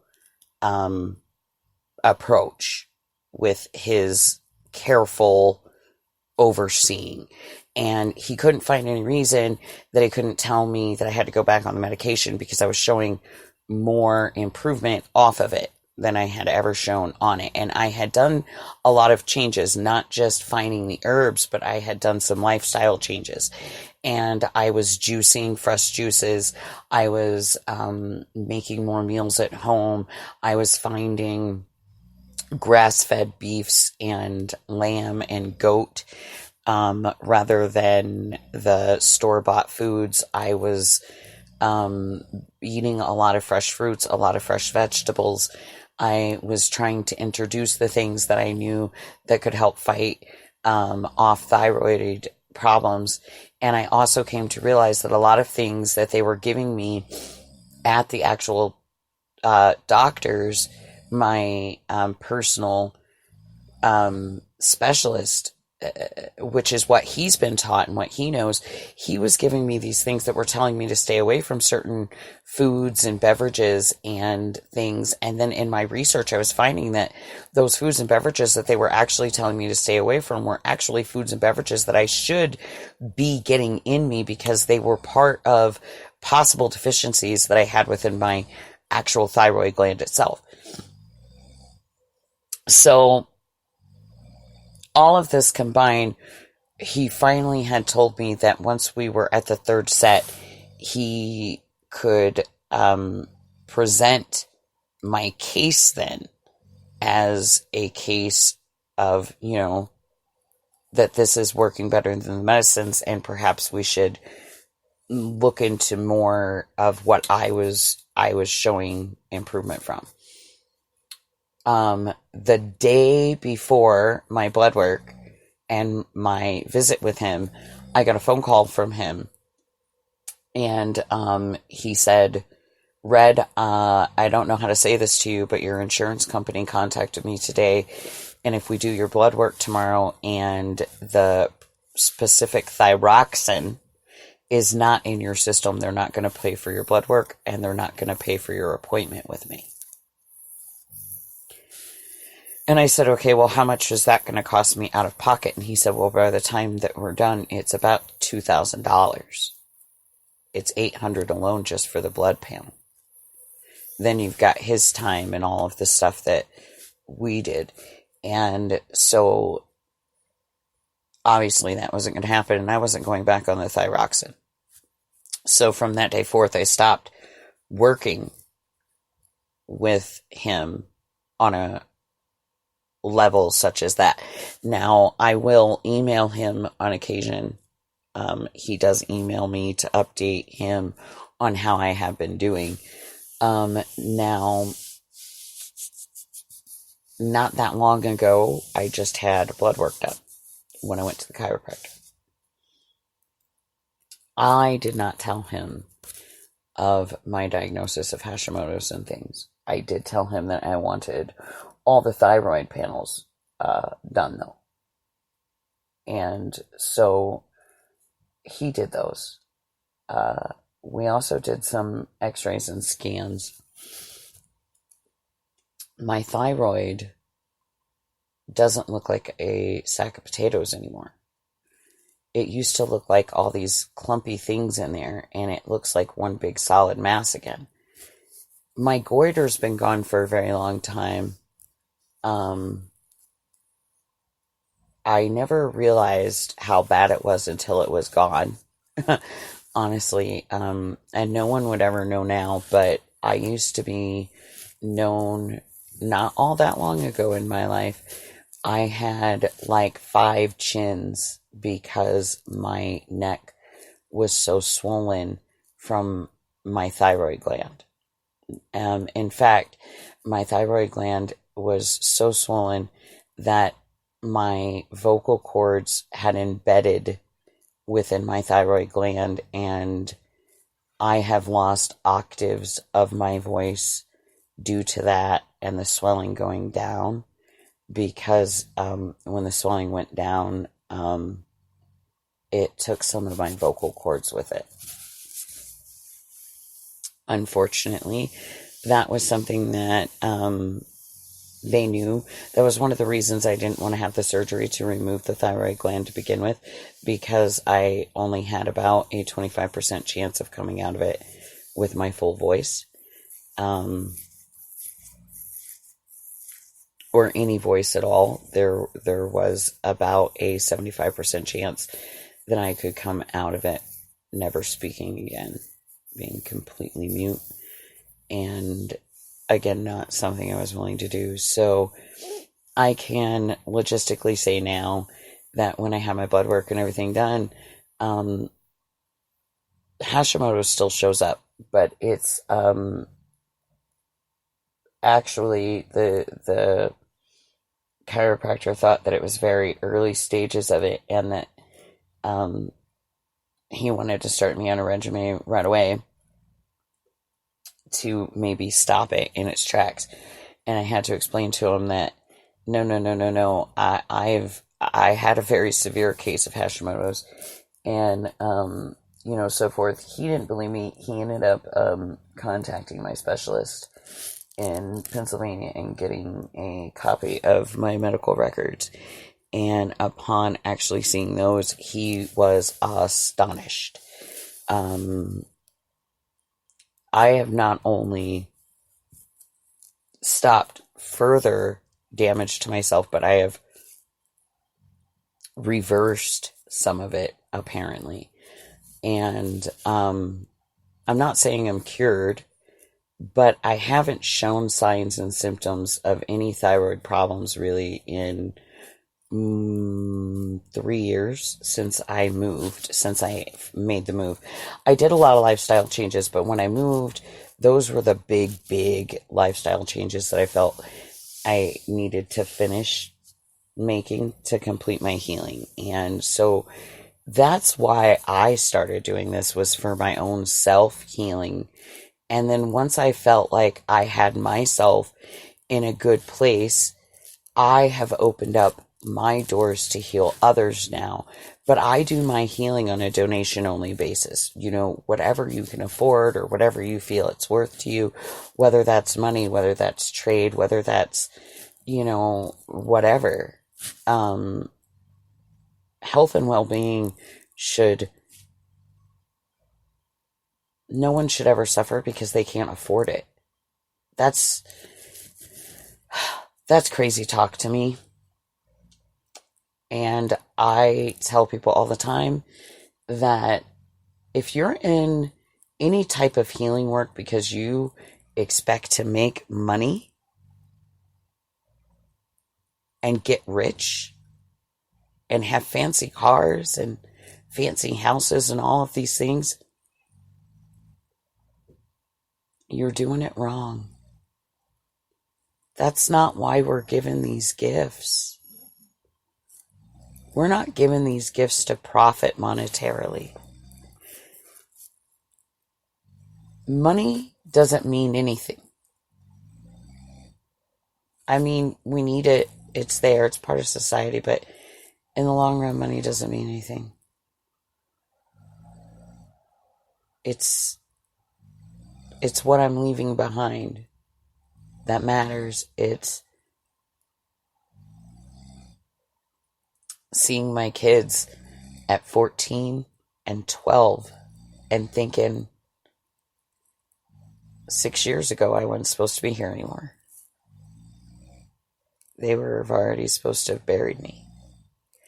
And not only have they not buried me, but I'm healthier than I've really ever been in my life. I'm able to work again. I'm able to homeschool. I'm able to do a dairy farm. This was unimaginable for me before. Like, oh no, there would have been no way I could have done this before. No way. I would have been dead. Literally. The energy and the things that it takes to do these things, holy crow. I mean, it wears me out now, but to think of dealing with it then was crazy. So, yeah, no. And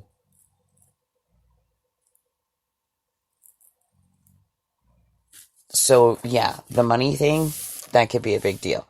But I wanted to get to that, like I said, because, I kind of got on that whole side note of self there. But I think it's important that I share these things with you guys because you need to understand where a lot of folk healers come from, because or folk healing, holistic, us energy working people, because we don't come from a place where we want to make out in any other way than knowing that we've done what was asked of us.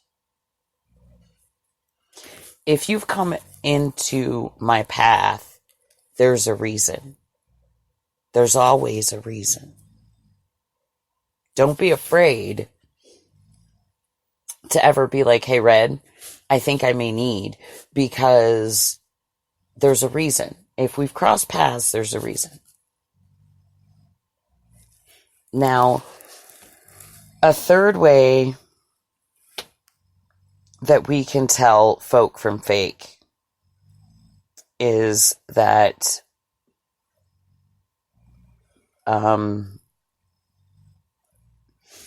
us, like easy folk healing doctors, we don't have a lot of gizmos and gadgets usually. We don't need a whole lot of like high-powered technical stuff. We may come with a lot of stuff, but it's not like, it's not like blinking, flashing lights and stuff of this, we don't do that. We may come with an egg and do a lymphatic healing. We may come with seeing bowls and do a sound healing. We may use some oils, herbs, things of that nature. But if there's a whole lot of like fancy McGizmotes everywhere that are obviously quite expensive, that's probably a pretty good key sign too that you're looking at fake versus folk. Unless they can provide things like, sometimes people wonder where I get some things, and most of those things are usually given to me by clients. Like for instance, I have an inversion table. I could have never afforded an inversion table. That was a gift from a client that actually I was working with, not even on a real physical level. That was more a spiritual and detoxification coaching level. And she couldn't afford to pay me anything. And one day she had mentioned that she had that inversion table, and I had said how neat that was and how I had been looking at those for a long time because that could be so beneficial to myself as well as other clients that I have. And one day she just showed up at my house and delivered it to my door and said, "This is yours for everything you've done for me." And so, unless there are a few things that are easily explainable like that, but, otherwise that could be a pretty sure sign too that it's fake versus folk. Now, one of the final way I'm going to tell everybody is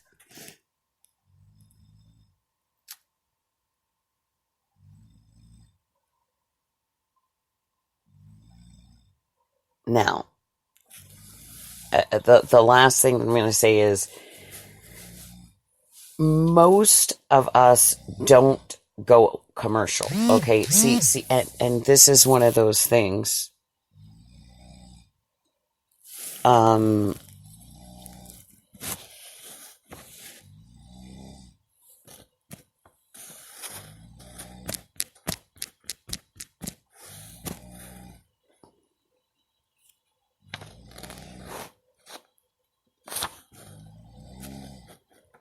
So, sorry, Scarlett's just now getting around to messaging me. I'm going to see if she just is going to join us on speaker here.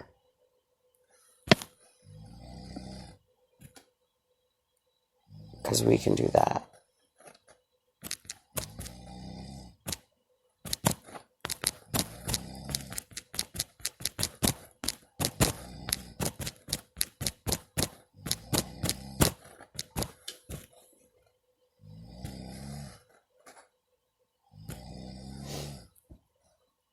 Now,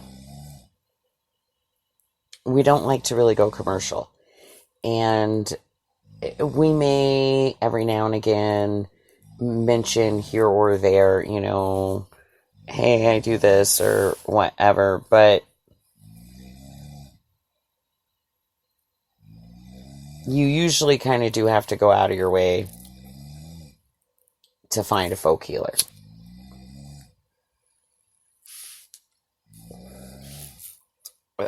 This is mostly because when folk healing actually goes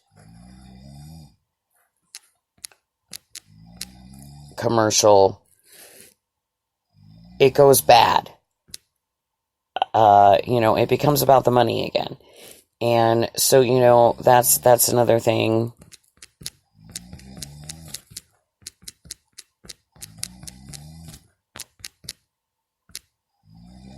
That can be a big warning sign. Because, that's another thing people give me grief about all the time, Red, you don't advertise yourself enough. You don't tell people enough. You have a radio show. Why don't you up that? That's kind of why. Because, I guess I kind of feel, in a sense, and not to sound stuck up or anything in any way, but I kind of feel like a lion doesn't have to announce it's a lion.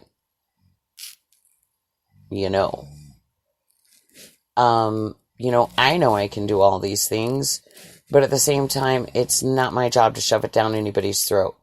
And I'm not one that's just going to be like, oh yeah, well, hey. And at the same time, I'm not someone who wants you to go, oh, I heard that you do all this, and then you start asking me a million questions, but then you don't actually listen or take any advice.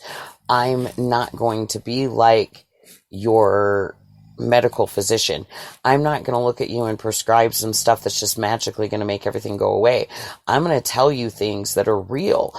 I'm going to tell you that you're going to have to make life changes. If I think that your job is giving you too much stress, and that stress is leading to compound cortisone within your body that is leading to a sickness, something's going to have to be done about it. That's your choice, what you're going to do. But something. Now, that is also not to say that you can't mix these things. I also am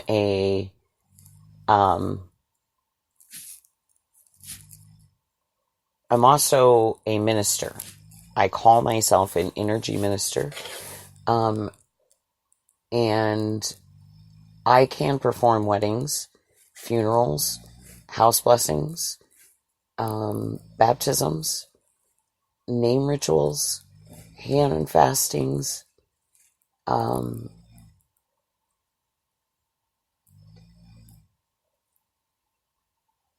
can do all of that. I can open a church if I want. I don't. This is kind of my church.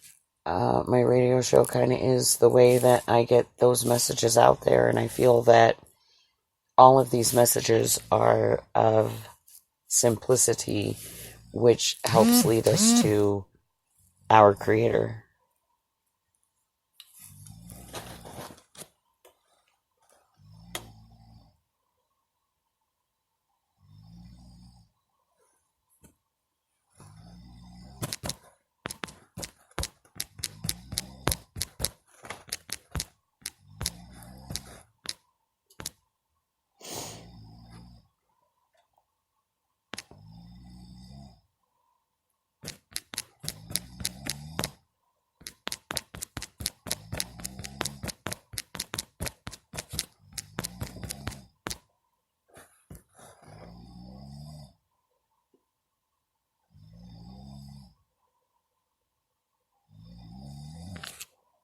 Hey, thanks, Pam.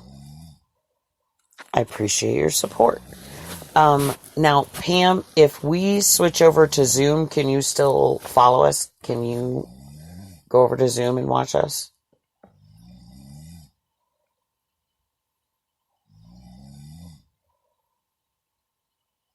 Because Scarlett can join.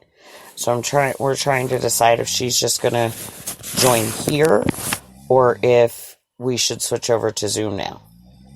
And since you're a participating person right now, I'm gonna ask you.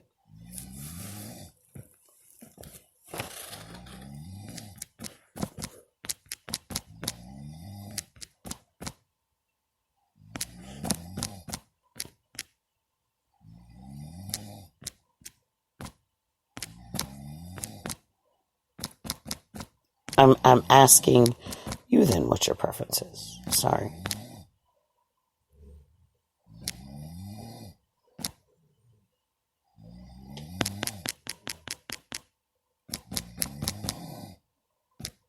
I feel that's the way to go. Ask the listeners what they want.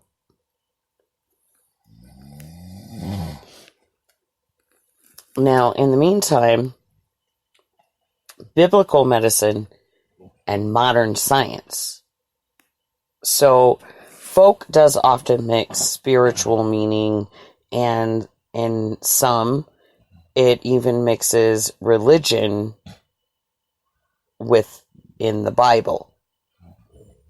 You know, such as the Israelite king named Hezekiah being sick unto death.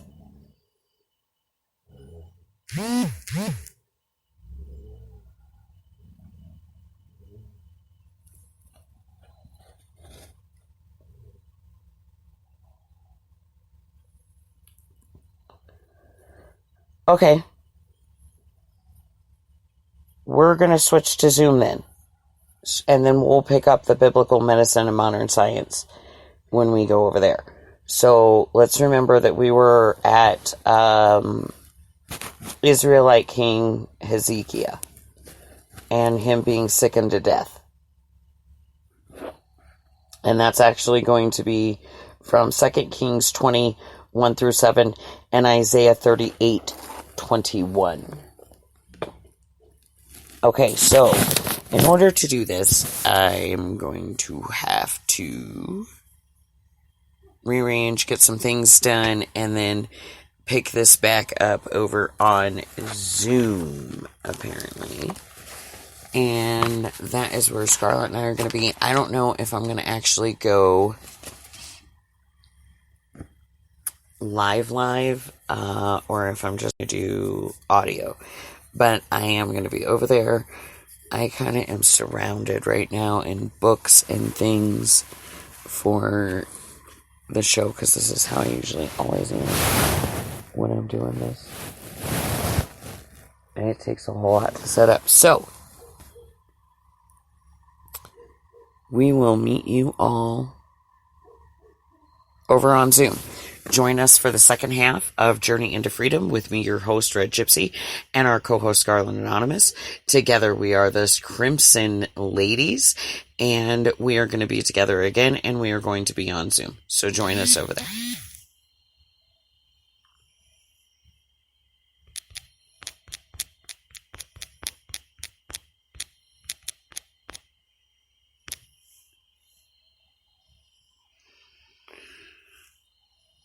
Dare to be different, dare to be you, dare to learn to love yourself unconditionally. We'll be back in less than 10 minutes.